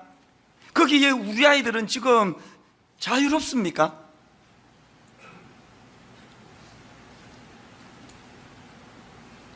어제 저는 특세 마지막 날 우리 중고등부 애들이 가득 정말 그 천사 같은 얼굴로 춤을 추면서 찬양을 하는 그거를 보니까, 그리고 첫날 월요일 날 우리 새벽 이슬 같은 젊은이들이 다 흰 옷을 입고 나와가지고 막 그 주님을 찬양하는데, 여러분 그 홈페이지가 동영상 꼭 한번 보세요. 눈물이 저절로 나요. 너무 아름다워가지고. 한편으로 그 모습이 너무너무 저를 감격하게 했지만 또 한편으로는 마음이 아픈 거예요. 내일부터 얘들이 또 세상에 나가 겪어야 될 그 끔찍한 유혹들, 그 깨끗한 순결한 흰옷 입고 주님의 자녀로 서기를 원하는데 그냥 흙탕물을 끼얹기 위하여 발악하고 있는 유혹이 많은 이 바벨론 땅을 저 아이들이 살아가야 된다 생각하니까 마음이 너무 아픈 거예요. 여러분, 우리가 해야 될 회개 중에 강력한 회개는 여호와 하나님을 패배한 신처럼 초라하게 만들어버린 이 죄를 회개해야 되고요. 그런가 하면은 이 귀한 젊은이들을 세상의 포로로 잡혀가게 우리가 모범이 되지 못했다는 거, 이거 아닙니까? 이거 진짜 우리 회개해야 될 문제 아닙니까? 근데 여러분, 이렇게 이쪽 면을 생각하면 빼앗긴 대로도 봄은 오는가? 도저히 해방이 될 것 같지 않은 그 절망을 가지고 그런 시를 쓰고 있는 이상화 시인이지만, 그러나 그가 꿈꾸는 또 다른 한편의 결의가 뭐라고요? 반드시 빼앗긴 들을 되찾고야 말겠다는 그런 결의가 그 시 속에 있다면, 우리 다니엘서를 읽을 때 바로 이걸 우리가 회복을 해야 돼요. 비록 이렇게 비참한 목사들이, 장로들이, 교회 지도자들이, 기성세대들이 이렇게 젊은이들 바벨론으로 몰고 가는 부끄러운 짓을 우리가 저질렀지만, 그러나 회복은 가능하다. 하나님의 나라는 반드시 회복될 줄로 믿는다. 이 꿈을 우리가 다시 회복해야 된다는 거예요. 제가 어제 이런 생각을 하면서 막 가슴이 벅차다가 불쑥 떠오른 성경 구절 하나가 있었는데, 예레미야 29장 11절입니다. 여호와의 말씀이니라. 너희를 향한 나의 생각을 내가 아나니 평안이요 재앙이 아니니라. 너희에게 미래와 희망을 주는 것이니라. 우리가 가져야 되는 소망이 뭔지 아세요? 빼앗긴 들여도 보면 오는가에 나오는 그 독립군, 암살이라는 영화에 나오는 독립군들은 뭐가 자기들을 만드는 에너지였습니까? 나라를 되찾아야 되겠다는 의지력, 반드시 내가 되찾고야 말겠다는 희생정신, 이런 것들이 그 독립운동하는 분들에게 동력이었다면 우리는 좀 달라요. 다니엘은 좀 다릅니다. 우리의 동력은 그런 내 안에서의 어떤 거룩 선한 마음으로, 의지력으로가 아니라 예레미야 29장 11절에서 하나님 이 마음에서부터 동기가 시작이 되는 거예요. 너희를 향한 나의 생각을 내가 아나니 평안이요 재앙이 아니니라. 너희에게 미래와 희망을 주는 것이라. 이 하나님의 마음이, 여러분 지난 한 주일 내내 살펴봤잖아요. 포로로 끌려간 다니엘과 세 친구들, 바르게 살려고 애쓰는 그 젊은이들에게 그 포로의 현장에서도 여전히 일하시는 하나님, 앞에서 언급했던 삼손 이야기도 마찬가지 아닙니까? 그렇게 그냥 여자와 놀아나다가 눈 뽑히고 묶여가지고 맷돌 돌리는 비참한 삼손이었지만 그 상황에서도 일하시는 하나님. 여러분 사사기 16장 28절을 보십시오. 삼손이 여호와께 부르짖어 이르되 주 여호와여 구하옵나니 나를 생각하시옵소서. 여호와여 구하옵나니 이번만 나를 강하게 하사 나의 두 눈을 뺀 블레셋 사람에게 원수를 단번에 갚게 하옵소서 하고, 삼손이 집을 버틴 두 기둥 가운데 하나는 왼손으로 하나는 오른손으로 껴 의지하고, 삼손이 이르되 블레셋 사람과 함께 죽기를 원하노라 하고 힘을 다하여 몸을 굽히매 그 집이 곧 무너져 그 안에 있는 모든 방백들과 온 백성에게 덮이니. 결론을 보세요. 삼손이 죽을 때에 죽인 자가 살았을 때에 죽인 자보다 더욱 많았더라. 그 비참한 두 눈 뽑히고 묶여 맷돌 돌리는 그 실패한 그 현장에서 결국은 삼손에게 부여해 주신 하나님의 사명을 그가 감당하고야 말도록 만드시는, 일하시는 하나님. 이게 우리의 희망 아닙니까? 그래서 제레미 테일러라는 분이 했던 이 말이요, 도우시는 분이 전능자임을 기억한다면 사람은 결코 절망할 수 없다. 디 무얼러라는 분이 했던 이 말, 하나님에 대해 절망하는 것보다 더 큰 불신은 없다. 아무리 작은 일이라도, 아무리 큰 일이라도 그것은 하나님의 위대한 계획의 일부이기 때문에 따라가야 한다. 앤드류 머레이가 한 이 말, 철저히 절망하고 오로지 주님 안에 있는 소망을 발견하는 순간 구원이 시작된다. 이 모든 명언을 톨스토이가 딱 한마디로 요약한 것 같은 명언을 했습니다. 인간의 절망은 하나님의 기회이고 인간의 끝은 하나님의 시작이다. 여러분, 그렇게 나라 잃은 서름으로 시를 읽으며 그렇게 절망만 노래하기를 원하지 않습니다. 그 시인은 회복을 향한 꿈, 그 꿈은 하나님으로부터 나오는 거예요. 인간의 저지른 죄악으로 절망 구덩이에 울고 있는 그 자리에서도 일하시는 하나님. 제가 좀 더 구체적인 대안 두 가지를 말씀드리고 오늘 말씀을 정리하려고 하는데요, 첫 번째 좀 더 구체적인 대안이 이겁니다. 이사야 6장 1절부터 3절이 대안이에요. 한 목소리로 같이 읽어보시겠습니다. 우시야 왕이 죽던 해에 내가 본즉 주께서 높이 들린 보좌에 앉으셨는데 그의 옷자락은 성전에 가득하였고 스랍들이 모시고 섰는데 각기 6 날개가 있어 그 둘로는 자기의 얼굴을 가리었고 서로 불러 이르되 거룩하다 거룩하다 거룩하다 만군의 여호와여 그의 영광이 온 땅에 충만하도다 하더라. 대안이 뭐라고요?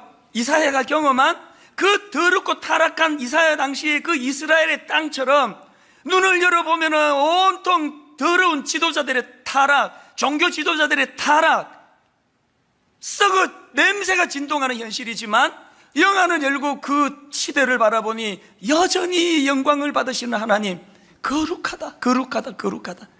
온 땅에 그의 영광이 충만하는 것을 이사야가 보는도다. 우리 그거를 누려야 돼요. 여러분, 우리 이사야처럼 막 어마어마한 하나님의 임재 영광은 못 누린다 하더라도 지난주 말씀드렸잖아요. 작은 우리 한 주 내내 그거 누린 거 아닙니까? 석주 전에 성대 결절로 이거 11월 달로 미루어야 되나? 그렇게 좌절하며 병원 복도에 앉아있던 이 미련한 저를 향하여 한 주 내내 월요일 날 막 이렇게 그냥 새벽에 소리 질러대는데 화요일 날 소리가 더 맑아지고, 화요일 날 그렇게 소리를 질러대는데 수요일, 목요일, 어제 드디어 목이 이제 저 한계가 왔나 했더니 딱 자고 아침이 됐는데 주일날 지난주 이 시간보다도 더 맑은 소리로 설교하게 하시는 그 하나님의 일하심, 우리 삶 속에서 이 하나님의 일하심을 어마어마한 건 아니더라도 이 자꾸 경험해야 되는 거예요. 그분을 우리가 경험하고 그분의 영광을 우리가 맛봐야 되는 거예요. 그런가 하면은 두 번째로 그 하나님 주신 그 영광을 마음에 품고 어떻게 해야 됩니까? 회복을 향하여 머리로만 생각만 하지 말고 발걸음을 옮겨야 돼요. 뚜벅뚜벅 그 길을 걸어가야 돼요. 오늘 결론을 내리면서 저는 이번 특세 월요일 첫날 첫 시간 첫 말씀을 오늘 설교 맨 마지막 결론으로 다시 한번 인용하는 것으로 오늘 설교를 마무리하기 원하는데요. 제가 작년에 우리 교회 교역자들이 그 특송을 하는데 처음 듣는 노래인데 가사가 마음에 이렇게 확 꽂혔어요. 제목이 하나님의 세계라는 찬양인데요. 가사를 한번 들어보십시오. 참 아름다운 곳이라 주님의 세계는 정말로 내가 나 같고 솔직할 수 있는 곳, 조금이라도 내 의라 말할 수 없는 이곳, 이곳은 바로 주님의 세계라. 그 다음 한번 들어보세요. 세상은 항상 말하네. 그 길이 아니라고. 곱디고 온 길이 있는데 왜 힘들게 사냐고. 단순한 선택조차 내겐 버겁기만 한 곳. 그래도 나는 주님만 따르리. 참 아름다워라. 주님의 세계는 저 솔로몬의 옷보다 더 고운 백합화, 주 찬송하는 듯 저 맑은 새소리, 내 아버지의 지으신 그 솜씨 깊도다. 나는 계속 걸어갑니다. 수없이 넘어져도, 사람들의 방향과는 조금 다르다 해도 내가 가는 길이 주가 가르쳐준 길이니 이곳은 바로 주님의 세계라. 특세 첫날 말씀드렸죠. 우격다짐으로는 그 화려한 길, 넓은 길, 그 매력적인 길을 놔두고 좁은 길을 못 갑니다. 되던가요? 안 됩니다. 이것이 가능하게 하는 유일한 비결이 있다면 여기서 말하는 그대로예요. 하나님의 아름다운 이 세계, 참 아름다워라 주님의 세계는 주 찬송하는 듯 저 맑은 새소리, 저 솔로몬의 옷보다 더 고운 백합화.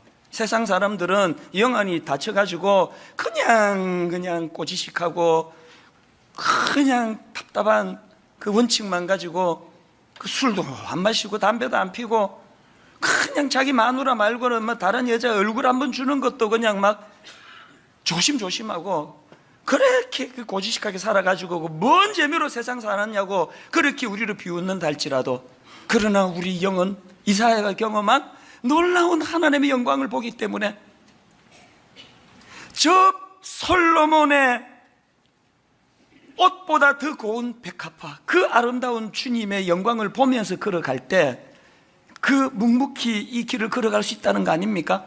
저는 오늘 설교의 결론을 이 찬양을 하나도 빼지 않고 이 찬양으로 맺기를 원합니다. 우리 같이 한번 이 찬양 불러보시겠습니까? 이렇게 시작하는 찬양입니다. 참 아름다운 곳이라 주님의 세계는, 참 아름다운 곳이라 주님의 세계, 정말로 내가 나 같고 내가 나가 솔직할 수 있는 것, 솔직할 수 있는 곳 조금이라도 내 의라 말할 수 없는 이곳, 의라 말할 수 없는 이곳 이곳은 바로 주님의 세계라.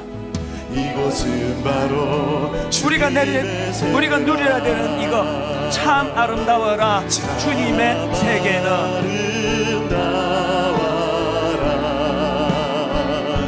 주님의 세계는 저 솔로몬의 옷보다 뜨거운 솔로몬의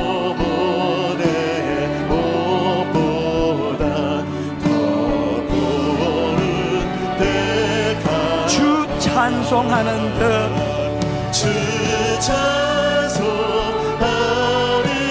듯 저 맑은 새소리, 맑은 새소리 내 아버지의 지으신 그 솜씨, 아버지의 지은 그 솜씨 깊도다. 깊도다 여러분, 제가 다시 질문을 드립니다. 우격다짐으로 그 좁은 길이 걸어가시던가요? 여러분, 기쁘게 좁은 길을 걸어가는 과정에서 이사야가 경험하는 그 놀라우신 하나님의 영광이 지금 경험되어지고 있습니까? 여러분, 주님이 주신 저 맑은 새소리, 그 들리세요? 모든 사람들이 이 길이 바보 같은 길이라 그러는데, 고지식하다고, 융통성 없다고. 사단이 저에게 하루도 빼놓지 않고 공격하는 공격이 뭡니까? 더 키워라. 네 할 수 있잖아. 누려라. 대형교회 목사로서 누릴 게 얼마나 많으냐. 누리고 더 누려라. 매일마다 제게 부딪히는 공격이 이거 아닙니까? 저는요, 우리 교회 성도님들 목회하는 것보다 저 한 사람 다스리는 게 더 어려운 사람이에요. 어떻게 하면 이거 이길 수 있을까요?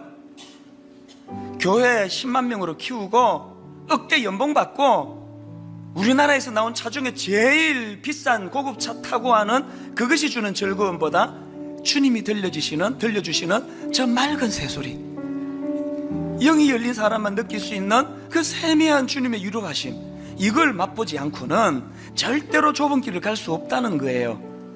여러분, 그 맑은 새소리가 들려지십니까? 우리 2절 찬양 부를 동안에 자기를 이렇게 되돌아보며 세상은 항상 말하네 그 길이 아니라고, 곱디고 온 길이 있는데 왜 힘들게 사냐고. 우리가 눈물로 이렇게 2절을 고백하기 원합니다. 그 다니엘서 2장 서두에 보면은 그 당시 최고 권력자였던 바벨론의 느부갓네살 왕이 꿈을 꿉니다. 그런데 그 꿈으로 인해 가지고 얼마나 그 번민하고 답답하고 잠을 이루지 못하고 그런 그 뒤척이는 느부갓네살 왕의 모습을 보는데요. 그 지난 특세 때도 잠깐 말씀을 드렸지만 자기 말 한마디로 사람을 죽이기도 하고 살기도 하던 그 어마어마한 권력을 가지고 있는 사람이 그 꿈 때문에 번뇌하고 잠을 이루지 못하는 그런 뒤척이는 모습을 보면서 이게 인간이라는 거예요. 뭐 엄청 대단한 것처럼 그렇게 자기를 과시하지만 이렇게 약한 게 인간 아니겠습니까? 어쨌든 그 최고 권력자 느부갓네살 왕이 그 꿈 때문에 번뇌하고 그리고 또 그 꿈을 풀이를 못한다는 이유로 바벨론의 수많은 점성가들과 마술사들이 죽임을 당하는 그런 사건이 벌어지는데요. 오늘 본문은 그런 상황에서 이제 다니엘이 이제 하나님의 은혜로 이제 그 느부갓네살의 꿈의 내용과 그 꿈을 잘 이제 풀이하는 그런 내용을 다루고 있습니다. 다니엘의 설명을 들어보니까 느부갓네살 왕이 꾼 꿈에 거대한 신상이 등장을 하는데요. 그 신상의 머리는 순금으로 되어 있고 가슴과 팔은 은, 그리고 배와 넓적다리는 놋쇠로 되어 있고 무릎 아래는 쇠, 그리고 발은 진흙과 쇠가 뒤섞여 있는 그런 그 아주 희귀한 모양을 하고 있습니다. 그런데 갑자기 돌 하나가 날아와 가지고는 이 거대한 신상을 부셔버리는데요. 그리고는 그 돌이 온 세상을 가득 채우는 그런 내용의 꿈입니다. 다니엘이 이런 꿈의 내용을 설명하고는 이제 그 꿈을 이제 풀이해 주는데요. 금으로 된 그 신상의 머리는 느부갓네살 왕을 상징하는 것이고, 그리고 이제 나머지 부분들은 앞으로 등장하게 될 그 나라들이라고 그렇게 해석을 해 줍니다. 사실 오늘 본문에 나오는 이 다니엘의 이 꿈풀이는요, 지금까지도 학자들이 여러 갈래로 해석이 분분합니다. 어느 해석이 정확한지는 하나님만 아시겠죠. 그러나 사실은 그런 깊은 어떤 그 학자들의 해석이 아니라도요, 그 느부갓네살이 꾼 꿈의 내용을 보면은 이게 하나님이 한 두 가지 메시지를 말씀하기 원하시는구나 금방 알 수 있습니다. 하나는 뭡니까? 이 세상 나라는 어마어마한 그 신상처럼 화려하고 거대해 보이지만 그러나 결코 영원하지 않다는 거예요. 그런가 하면은 또 한 가지 메시지가 뭘까요? 하나님께서 이 주권적으로 이 세상 나라를 심판하시고 영원한 하나님 나라를 세울 것이다. 그런 메시지가 담겨져 있는 게 그 느부갓네살의 그 꿈의 내용이거든요. 근데 저는 지난 여름서부터 이 다니엘서를 쭉 묵상을 하면서 특히나 오늘 그 본문에 나오는 이 거대한 신상으로 상징되는 그 세상 나라를 이 본문에서 제가 묵상을 하면서 오늘 본문에서 그 거대한 신상으로 상징되는 이 세상 나라와 관련한 두 가지를 제가 발견을 했는데요. 첫 번째가 뭐냐? 여러분, 이 본문에 나오는 거대한 신상으로 표현되는 이 세상 나라는 아주 겉은 화려하고 대단한 것 같지만 이게 사실은 기초가 부실한 나라예요. 31절에 얼마나 대단합니까? 세 번역으로 임금님은 어떤 거대한 신상을 보셨습니다. 그 신상이 임금님 앞에 서 있는데 그것은 크고 그 빛이 아주 찬란하며 그 모습이 무시무시하였습니다. 아마 보기만 해도 위압적이에요. 그런데 여러분, 이렇게 겉으로 보기에 대단한 것 같지만 이게 얼마나 부실하냐? 자, 32절 33절을 보십시오. 그 우상의 머리는 순금이요, 가슴과 두 팔은 은이요, 배와 넓적다리는 노치요, 그 종아리는 쇠요, 그 발은 얼마는 쇠요, 얼마는 진흙이었나이다. 보니까 점점 갈수록 부실해지는 것도 특징이고요. 무엇보다도 이 어마어마한 그 신상을 이게 떠받치려고 하면은 그 발이 얼마나 그게 그 기초가 튼튼해야 되겠습니까? 그런데 보니까 그 발이 쇠하고 진흙을 섞어서 만든 거예요. 딱 봐도 이게 부실한 게 느껴지지 않습니까? 저는 오늘 본문에 나오는 이 거대한 그 신상이 이 세상 나라를 의미한다는 그 내용을 묵상을 하다가 그 삼풍백화점이 불쑥 떠올려졌는데요. 삼풍백화점 기억나십니까? 1995년도에 그 백화점이 붕괴가 돼가지고 1000명 이상의 사망하고 실종하고 하는 정말 이 충격적인 그런 사건이 일어난 게 삼풍백화점인데요. 그 사건이 1995년도에 일어났고요. 그 사건이 있기 2년 전에 무슨 일이 있었나? 93년도에 제가 장가를 갔습니다. 그 삼풍백화점과 저 사이에 얽힌 참 가슴 아픈 그 사건이 하나 있는데요. 그때 이제 93년 이제 12월 1일 날 결혼을 했는데 이제 저희 집사람을 만나가지고 결혼하기로 약속하고 또 약혼식을 이제 잘 거행을 하고 그러고 나니까 이제 저도 남자인데 이 나를 선택해준 이 고마운 이 여성에게 뭐라도 내가 해주고 싶어서 큰 결심을 하고 이제 삼풍백화점에서 만나자고 그런 거예요. 전화해서 내가 선물을 좀 사고 싶다 그러면서 그때 제가 교육전도사로 받았던 그 월급이 39만 원이었는데요. 놀랍게도 그 한 달 월급의 절반 이상을 뚝 떼가지고 20만 원을 내가 현금으로 찾아가지고 내가 옷을 하나 사주겠다고 삼풍백화점에서 만나자 그러면서 굉장히 또 남자들은 그런 게 있어요. 그럴 때 아주 좀 과시하면서 그렇게 백화점에 들어갔습니다. 마음에 드는 거 마음껏 골라라고 내가 넉넉히 준비를 해왔다고. 그리고 백화점에 딱 가가지고 여성 코너에 가가지고 옷을 딱 보는데 믿어지지 않는 일이 벌어졌어요. 이게 보니까 내가 준비해간 돈에 공이 하나 더 붙어 있는 거예요. 눈을 비비면서 봤어요. 이게 이게 어떻게 된 일인가? 사실 그때 그 당시로 저는 지방에서 그 행사할 때 구입했던 5만 원짜리 양복을 입고 있었기 때문에 이 5만 원짜리 양복에 무려 4배나 되는 그 금을 이 사랑하는 여자를 위해서 투자하겠다는 자부심으로 그날 만났는데요. 이게 공 하나가 더 붙어 있으니까 이게 얼마나 당황이 돼요. 그러나 침착하자 그러면서 내가 이제 이게 별로 안 어울린다 이게, 그러면서 이제 딴 데로 가보자 그래서 사실 그 백화점을 다 돌았습니다. 싹 다 돌고 결론 아무것도 못 사고요. 근처에서 밥 먹고 헤어졌던 기억이 나요. 내가 그때 생각하면 지금 생각해도 창피해요. 그 얼마나 창피한지.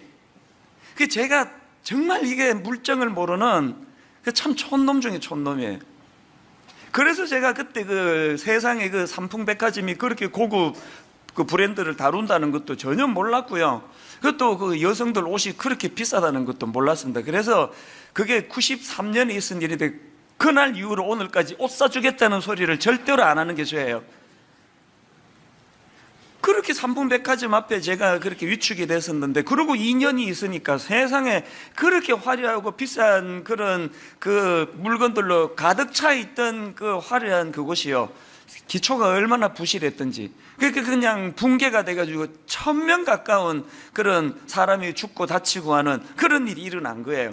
제가 오늘 본문에 그 느부갓네살 왕이 그 꿈에 본 그 신상이 이 세상 나라를 상징한다 할 때 자꾸 그 삼풍백화점이 생각이 나는 게 상징적으로. 이처럼 겉은 화려하지만 사실은 기초가 부실한 게 그게 이 세상 나라고요. 그런가 하면은 또 하나 굉장히 중요한 포인트를 내가 발견했는데요. 여러분, 세상 나라가 이렇게 기초가 부실한 그 신상 같은 것이지만, 그러나 그 신상이 무너진 거는 그 기초가 부실해서 무너진 게 아니에요. 느닷없이 날아든 돌 하나가 그거를 부셔뜨렸지 자체적으로 부실해서 그 삼풍백화점처럼 붕괴된 게 아니라는 말씀이 뭘 의미할까요?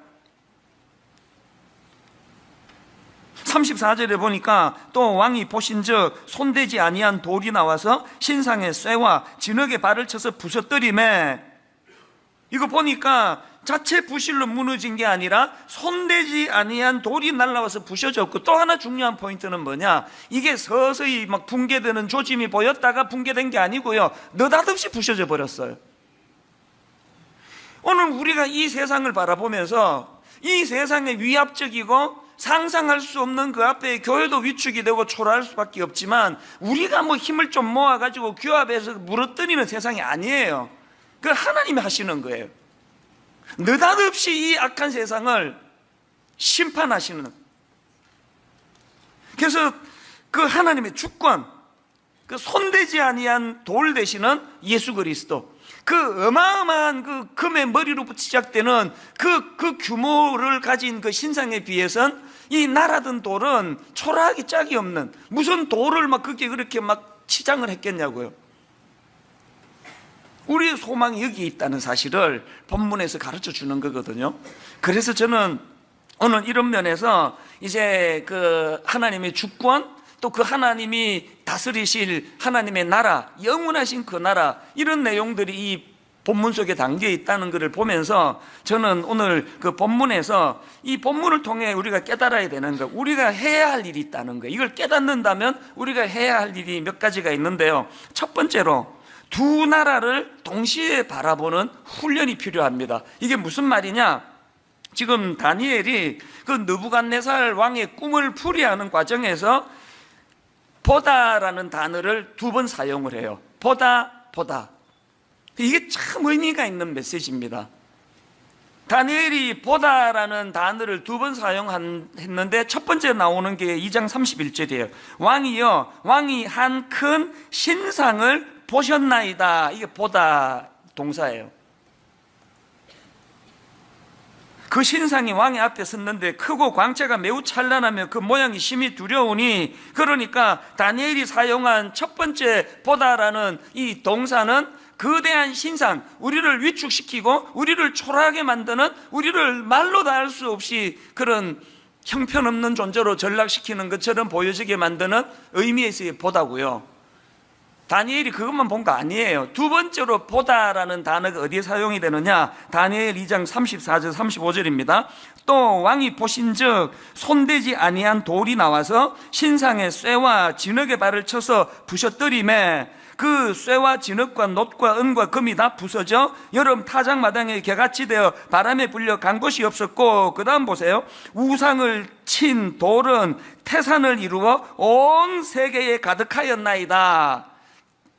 다니엘이 이걸 해석하면서 44절에서 이 여러 왕들의 시대에 하늘의 하나님이 한 나라를 세우시리니, 다니엘이 지금 두 번에 걸쳐서 보다 또 보셨나이다, 보신즉 이 두 번을 균형 있게 표현한 게 왜 중요한가 하면은요,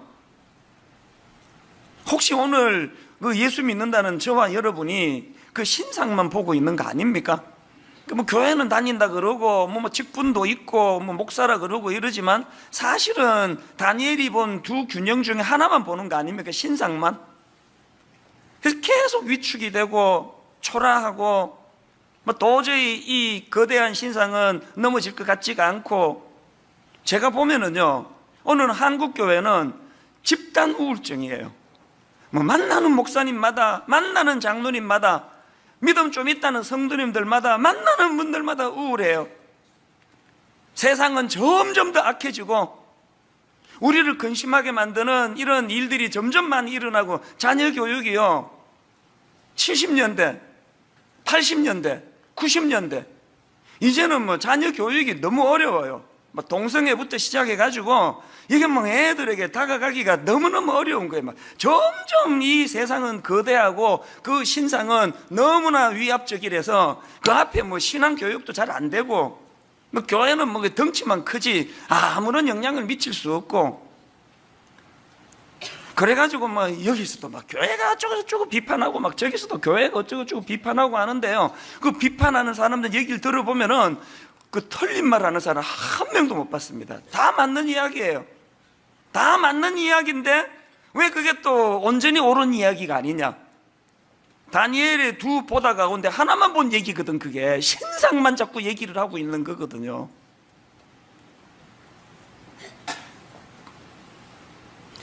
분당 우리 교회를 처음에 개척하고 나니까 진짜 신상밖에 안 보이더라고요. 저는 아까도 말씀드렸잖아요. 뭐 사회 경험도 없고 물정도 모르고 어른 목회를 해본 적도 없고, 더군다나 자체 건물 없이 이 학교를 빌려서 써놓으니까 주중에는 뭐 교회에 모일 때도 없고, 무엇보다도 뭐 막 등록하러 오시면은 뭐 등록 신방은 뭐 어떻게 들어야 되는지 하나도 몰랐거든요. 장례식 같은 것도 뭐 제대로 치러본 적이 없이 교회를 개척을 했으니까요. 그게 너무 위축이 되더라고요. 근데 참 놀랍게도 그 하나님이 저를 또 이 교회를 너무 사랑하시는 게요, 그래서 이제 주중에 뭐 여기 뒤에 바로 요 뒤에 창고를 이제 학교가 고맙게도 우리 사무 공간으로 내줬는데요, 그 뭐 조그마한 창고에 있다 보면 그때는 또 초창기이기 때문에 또 막 쥐들이 막 묵상하다 보면 막 쥐들이 와가지고 막 같이 하자고, 요 조그만한 그 무슨 새양지 같은 쥐들이 막 그 전선을 타고 막 올라가고, 그 참 초라했거든요. 그래서 이제 점심 먹고 뭐 마음은 답답하고 눈앞에 신상만 보이고 그러니까 이제 아무도 없는, 또 저기는 뭐 애들 수업하니까 나가지도 못하고, 그럼 여기서 이제 그 도시락 먹고는 여기 와가지고 아무도 없는데 요 가운데에 혼자 그냥 멍하게 많이 앉아 있었거든요. 근데 지금 생각하면 그게 하나님의 배려예요, 배려. 계속 주셨던 찬양 하나가요, 내 눈 주의 영광을 보네. 여러분 초창기 분들 다 아시지만요, 저 찬양은요 우리 교회 특세 몇 년 동안에 자동적으로 주제 찬양이었습니다. 계속 내 눈 주의 영광을 보내, 우리 가운데 계신 주님 그 빛난 영광 온 하늘 덮고 그 찬송 온 땅 가득해. 이 현실만 보고 목회 경험 없는 제가 헤쳐나가야 될 상황만 보면은 뭐 앞이 캄캄하고 뭐 어떻게 해야 될지, 뭐 교적 관리는 어떻게 해야 될지 행정을 내가 뭐 해봤어야 말이죠. 그러나 아무도 없는 이곳에 앉아서 이 뭐 침침한데 불 다 꺼놓은 상태에서 계속 하나님이 주시는 찬양이 주의 영광 이곳에 가득해. 우린 선해. 누구와 함께? 주님과 함께. 울기도 많이 울었고요, 감격도 많이 했고요. 현실로 돌아오면 목회 경험도 없는 초라한 제가 드러나지만 주님 앞에 나아가면 새벽에 가고 오전에 앉고 오후에 앉고 하면은 계속 하나님이 저에게 주신 말씀이 너 혼자 하는 목회가 아니라는 그런 메시지를 계속 주시는 거예요.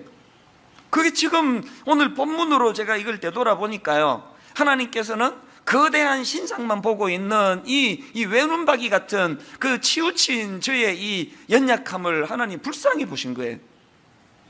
여러분은 어떠세요? 왜 이렇게 맨날 불안하고 맨날 두렵고 맨날 그렇게 숨이 막히고. 이런 의미에서 여러분 고린도전서 2장에 나오는 이 바울의 담대한 고백을 한번 들어보십시오. 2장 2절, 내가 너희 중에서 예수 그리스도와 그가 십자가에 못 박히신 것 외에는 아무것도 알지 아니하기로 작정하였습니다. 이거 완전 배째라 아닙니까? 누가 뭐라 그러든지 간에 나는 예수 그리스도와 그가 십자가에 못 박히신 것 외에는 아무것도 알지 아니하기로 작정하였다. 지난주 중에 그 추석을 연휴 기간 동안에 로이드 존스 목사님이 바로 이 본문을 가지고 쓴 책을 제가 읽으면서 반성을 많이 했어요. 어떻게 보면은 40대 초반에 어리버리하고 옷 한 벌 얼마 하는지도 모르는, 물정 모르는 그때는 오히려 이런 말씀을 담대하게 선포했던 것 같거든요. 내 눈 주의 영광을 보내, 이 찬양 무지 많이 불렀는데 지금 뭐가 문제예요? 우리 교회가 너무 커져버리고 너무 화려해져버리고 우리 교회 자체가 이게 뭐 금신상에게 조금도 뒤지지 않는 다 갖춘 교회가 된 거 아니겠습니까? 그러다가 보니까 바울이 내가 너희 중에서 예수 그리스도와 그가 십자가에 못 박히신 것 외에는 아무것도 알지 아니하기로 작정하였습니다라는 이 선포가 저에게서 굉장히 약해지고 있다는 것을 지난 주일날 이 책을 읽으면서 시인하지 않을 수가 없는 거예요. 그러면 그 바울은 무슨 담력으로 이런 놀라운 그 선포를 할 수 있었나? 대답 간단해요. 그는 자기를 괴롭히는 그 악한 그 신상과 같은, 거대한 신상과 같은 그것만 본 게 아니라 느닷없이 나라와 그 악한 세계를 부수는 예수 그리스도를 보았거든요. 마가복음 12장 10절, 너희가 성경의 건축자들이 버린 돌이 모퉁이의 머릿돌이 되었나니. 바울은 이 사실을 정확하게 알고 있었거든요. 여러분, 우리가 이 두 세계를 같이 봐야 돼요. 너무나 위압적이고 너무나 거짓이 난무하고 그저 부익부 빈익빈으로 치닫게 만드는, 그래서 소외감이 양산되는 이 현실도 우리가 목도해야 되지만 그것만 보시는 게 아니에요. 여전히 느닷없이 날아든 돌 예수 그리스도, 그분이 세우실 영원한 나라, 이 두 나라를 같이 보는 거예요. 여러분 잘 아시는 그 뇌성마비 시인 송명희 자매가 본 게 이 두 나라의 균형 아닙니까? 그가 이렇게 노래하지 않습니까? 사람들 그 이름 건축자의 버린 돌처럼 버렸지만 내 마음에 새겨진 이름 아름다운 보석, 내게 있는 귀한 비밀이라 내 마음에 숨겨진 기쁨 예수, 그 이름 나는 말할 수 없네. 뭘 말할 수 없습니까? 그 이름의 비밀을, 그 이름의 사랑을. 자, 정말 여러분께 묻고 싶어요. 여러분 정말 살맛나지 않는 불합리한 그저 기회주의자들이 득실득실거리고 악한 것들이 그냥 이 수단 방법을 가리지 않고 권력을, 돈을 쫓는 그 사람들이 득세하는 이 살맛나지 않는 세상에서 도대체 여러분에게 숨겨진 기쁨은 무엇이냐고요. 그럼에도 불구하고 여러분이 살맛나게 만든다고 하는 어떤 요인이 뭐예요? 뭐가 여러분 마음에 숨겨진 기쁨입니까? 두 세계를 같이 볼 때 그 두 세계 중에 하나님이 다스리는 그 영원한 그 나라를 보는 영안이 열려 있을 때 우리도 송명희 자매처럼 몸은 뇌성마비로 힘들지만 이런 기쁨을 노래할 수 있는 거 아니겠습니까? 그런가 하면은 두 번째로 오늘 본문을 통해 우리가 꼭 기억해야 될 게 하나 더 있는데요, 현실만 보고 비관하기보다는 하나님 나라에 대한 기대감을 가져야 된다는 거예요. 2장 44절에 이 여러 왕들의 시대에 하늘에 하나님이 한 나라를 세우시리니, 저는요 뭐 어릴 때 막 이제 워낙 가난할 때니까 그렇죠, 막 천국에 막 진주문이 있고 막 보석이 뭐 어쩌고 저쩌고 뭐가 깔려 있고 막 그런 걸 굉장히 강조하는 설교를 많이 들었는데요, 지금 생각하면은 그 모든 것들은 그건 별책 부록인데 강조할 걸 해야지. 하나님 나라가 뭐 막 보석으로 돼 있고, 나 보석 별로 안 좋아하거든요. 나는 우리가 꿈꿔야 되고 우리가 사모해야 되고 우리가 기대해야 되는 하나님 나라는 그렇게 이 세상에서 누리지 못하는 막 휘황찬란한 막 금신상보다 더 엄청난 게 있어서가 아니고요, 뭐 이유는 딱 하나예요. 왜 우리가 하나님 나라를 그렇게 기대해야 되느냐? 2장 44절 다시 들어보세요. 이 여러 왕들의 시대에 누가 세웁니까? 하늘에 하나님이 한 나라를 세우시나니. 저는요 오늘 본문에 나오는 그 신상이요, 막 겉은 화려하지만 그 발을 보니까 섞일 수 없는 쇠와 진흙으로 부실하게 짝이 없는 그 구조를 가진 그 신상을 보면서 이게 세상 나라라고 상징을 하면, 이 세상 나라는 막 겉은 엄청 화려하지만 사실은 부실하게 짝이 없다고 말할 수밖에 없는 이유를요, 저는 다니엘서 2장에서 그 당시 권력자 느부갓네살 왕을 보면서 이 땅의 나라는 부실할 수밖에 없구나, 그걸 내가 발견을 하는 거예요. 앞에서 말씀드렸죠? 꿈을 꿨는데 내용이 생각이 안 나요. 그 자기를 번뇌하게 만들어요. 그랬더니 이 포악한 왕이 하는 짓을 한번 보세요. 꿈 내용도 가르쳐주지 않고 꿈을 해석하라는 거예요. 그러면서 여러분 2장 5절, 왕이 갈대아인들에게 대답하여 이르되 내가 명령을 내렸나니 너희가 만일 꿈과 그 해석을 내게 알게 하지 아니하면 너희 몸을 쪼갤 것이며 너희의 집을 거름더미로 만들 것이라고.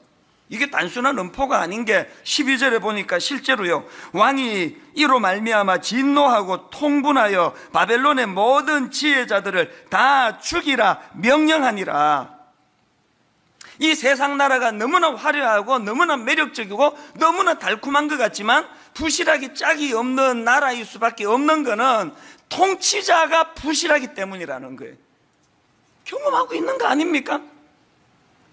매 선거 때마다 막 온 나라를 그냥 몸을 다 불태워가지고 나라를 살려낼 것처럼 표를 구걸하던 그 정치가들이 지금 막 계속 신문에 나는 이야기들 보면은 뭐 공금을 얼마로 헤쳐먹고 뭐를 헤쳐먹고 뭐냥 뭐 이게 뭐 계속 나오는 게 그런 이야기 아닙니까? 교회도 마찬가지 아닙니까? 지상교회에 여러분이 그 목사들한테, 특히 저 같은 담임 목사들에게 상처받는 게 뭐예요? 입만 살아가지고 그냥 하나님을 사랑하고 백성들, 성도들을 위한다고 떠들어대면서 맨날 그 주는 건 상처밖에 없는 거 아닙니까? 여러분, 우리가 이 다니엘서의 이 느부갓네살의 꿈을 우리가 살펴보면서 하나님 나라에 대한 기대감을 회복해야 되는 이유는 너무나 지도자들에게 상처를 많이 받았기 때문에, 분당 우리에게 개척하고 16, 7년 동안 이찬수 목사 때문에 상처받은 사람이 한둘이겠냐고요. 근데 맨날 여러분께 내가 충고하잖아. 가까이 오지 말라고. 여러분 다친다고. 인간 지도자는요 별 수가 없습니다. 그런데 우리가 꿈꾸는 느닷없이 날아온 돌 심판자 되시는 예수 그리스도와 그분이 앞으로 장차 세우게 될 하나님 나라는 누가 다스리느냐고요? 다니엘 4장 3절을 보십시오. 참으로 크도다 그의 이적이여, 참으로 능하도다 그의 놀라운 일이여. 그 다음 보세요. 그의 나라는 영원한 나라요, 그의 통치는 대대에 이르리로다. 하나님이 다스리시는데요, 그 하나님이 어떤 분이시냐? 시편 99편 4절, 능력 있는 왕은 정의를 사랑하느니라. 주께서 공의를 견고하게 세우시고 주께서 야곱에게 정의와 공의를 행하시나이다. 그래서 가슴이 벅찬 거예요. 결단코 우리를 실망시키지 아니하시는, 공의로 우리를 다스리실 그분, 세상에서 이런 것 때문에 억울한 일 당하고 상처를 많이 받으면 많이 받을수록, 그래서 예수님께서 공생애를 시작하시면서 일성이 바로 회개하러 천국이 가까웠느니라. 하나님 나라예요. 하나님 나라. 제가 이 다니엘서를 공부하면서 내가 반성하고 회개하는 게 뭔지 아십니까? 누구보다 그 잘 알거든요. 우리 기독교는요, 은발에 오줌 누는 종교가 아니에요. 막 그 은발에 막 그냥 오줌 넣어가지고 일시적으로 위로하고 뭐 그렇게 하는 종교가 아니거든요.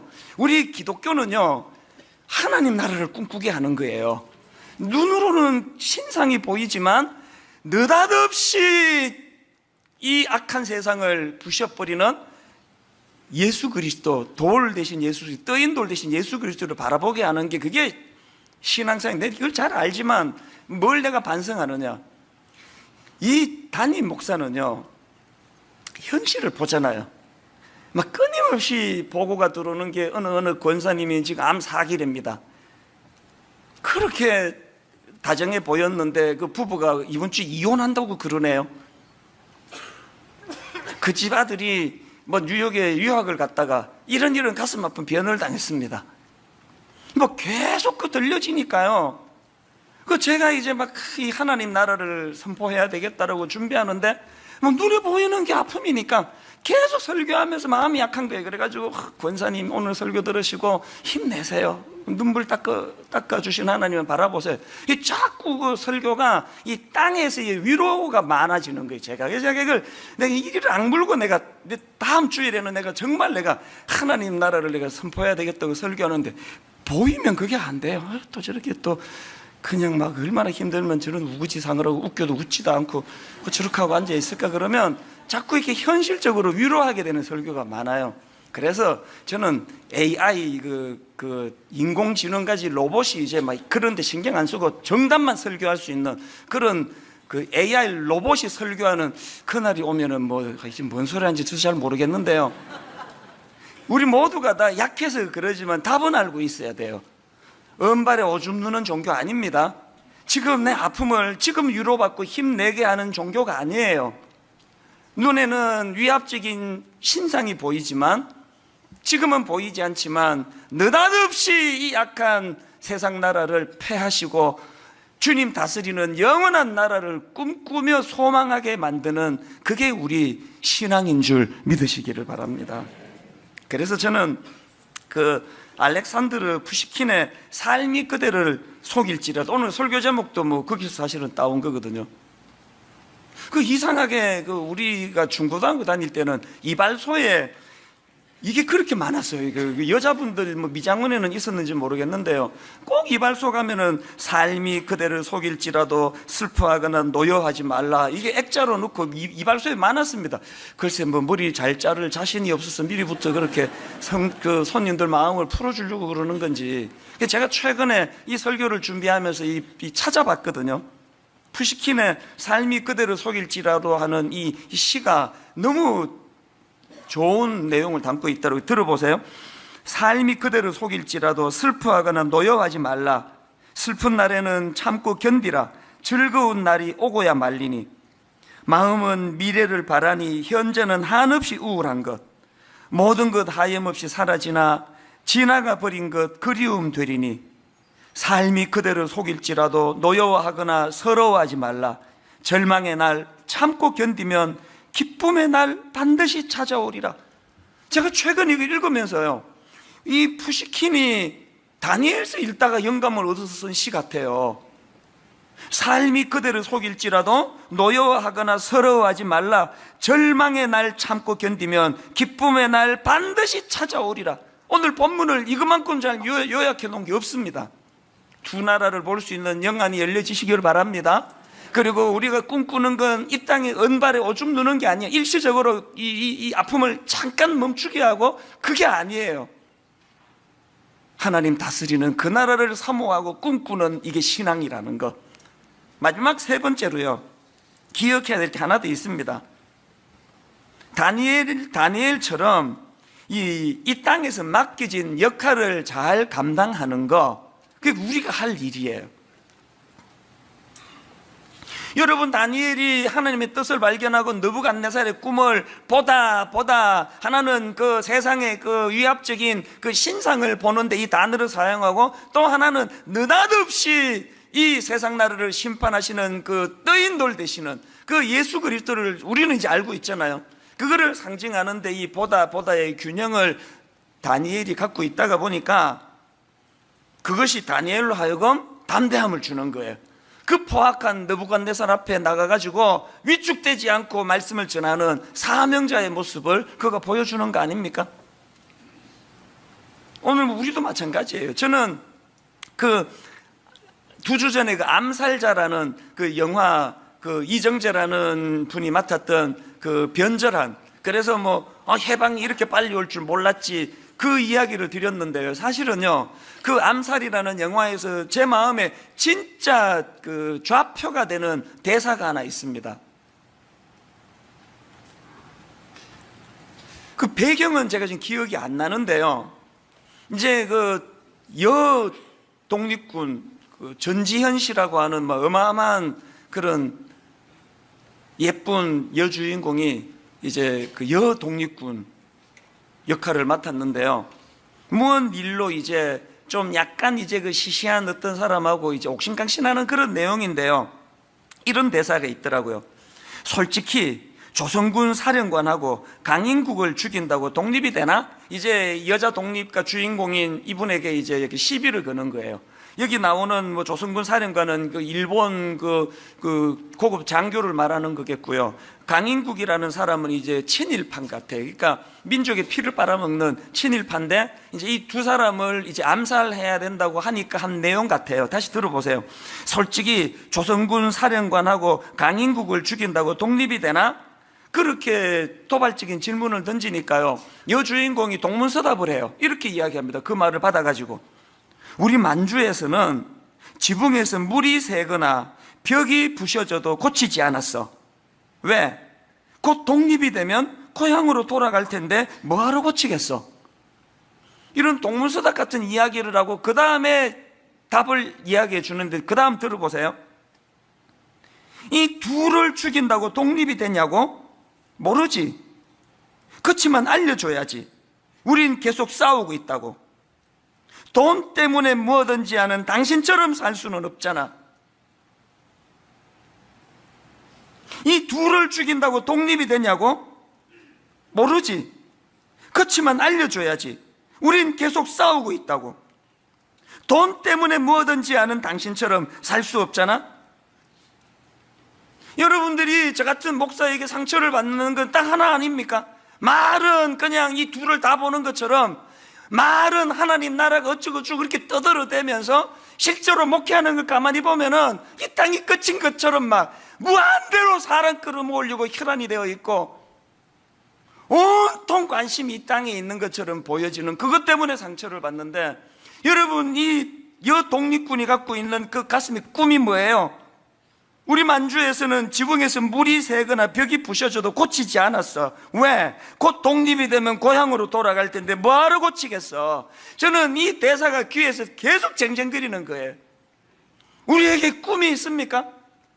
여러분, 이 불합리한 세상에서 그렇게 떵떵거리고 잘 못 사는, 그리고 제대로 믿어보려고 하다가 실패하고 손해보는 그런 억장이 무너지는 현실 속에서 우리 이렇게 대사를 외울 수 있습니까?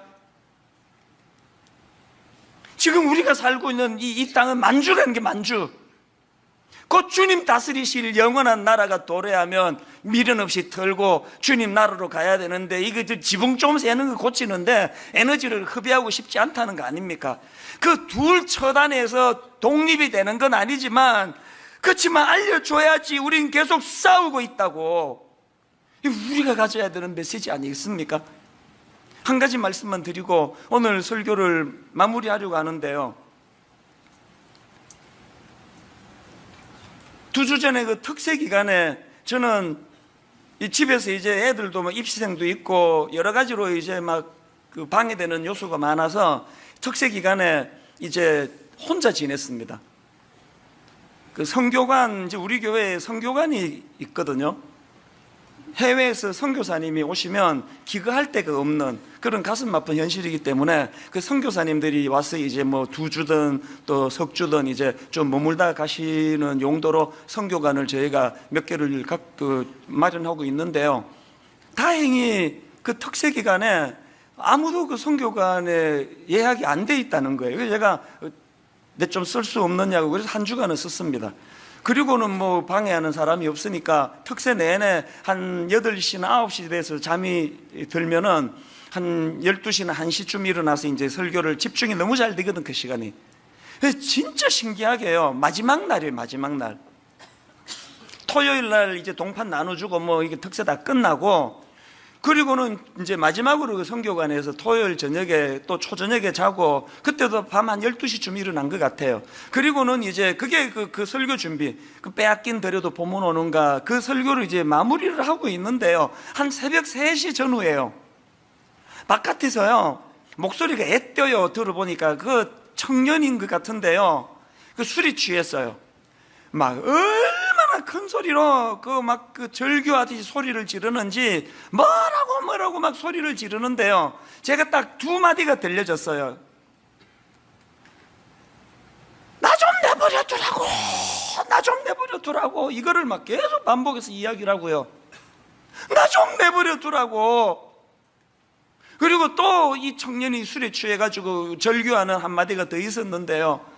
왜 맨날 나만 이러냐고, 왜 맨날 나만 이러냐고, 왜 나만 갖고 그러느냐고. 제가요, 설교 준비하다가 너무 마음이 아팠어요. 제가 누군지를 보려고요, 창문으로 우리 교회에서 쓰고 있는 선교관이 오피스텔이니까 이게 바깥이 보이는데, 이게 봐도요, 이게 새벽이라서 그 공명이 잘 돼서 멀리 있는데 들린 건지 어쩐지 안 보여요. 이렇게도 없고 저렇게도 없고. 그날 새벽에 진짜 제 마음이요, 달려가가지고 껴안아주고 싶은 거예요. 뭔 일인지 모르지만 힘내시라고. 여러분, 특세 마지막 날 하나님은 저에게 그 청년의 절규를 왜 들려주셨을까요? 제게 꼭 이렇게 말씀하시는 것 같아요. 네가 진짜 보고에 그 신상만 보는 외눈박이가 아니라면, 오늘 이 세상에 눈앞에 보이는 신상만 보고, 특히 우리 젊은이들 취직도 안 되고 이런저런 좌절이 많고 상함이 많은 절망한, 그래서 밤 3시에 술 먹고 소리를 지르는 저런 청년들에게 네가 느닷없이 이 불합리한 세상 나라를 부셔버리는 예수 그리스도를 보여줘야 되는 거 아니냐. 그날 새벽에 굉장히 많은 생각을 했습니다. 결론을 이렇게 맺기를 원합니다. 여러분은 지금 보고의 균형이 있으세요? 예수 믿는다 하면서 신상만 보고 있는 거 아닙니까? 늘 위축되거나 거기에 쩔어가지고 적당히 그래가 2명 죽여서 독립이 돼? 이따위 소리나 하면서 지금 세상에 지금 쩔어 살고 있는 거 아닙니까? 오늘 본문을 통해서 자각은 두 나라를 동시에 보는 거예요. 두 나라를 동시에 보고 더 이상 그런 비참한 절망도 없고, 또 수많은 사람들에게 해야 될 역할, 두 사람 죽인다고 독립이 되는 건 아니지만 뭔가 애쓰고 있다는 걸 그들에게 보여줘야지. 오늘 설교 말씀을 기억하시면서 여러분, 이 찬양을 한번 같이 불러보지 않으시겠습니까? 내 눈 주의 영광을 보내. 우리 가운데 계신 주님, 눈에는 거대한 신상밖에 보이지 않아 위축이 되는 인생이지만 영안은 열고 느닷없이 날아온 돌 되시는 그 주님을 나도 바라보기 원합니다.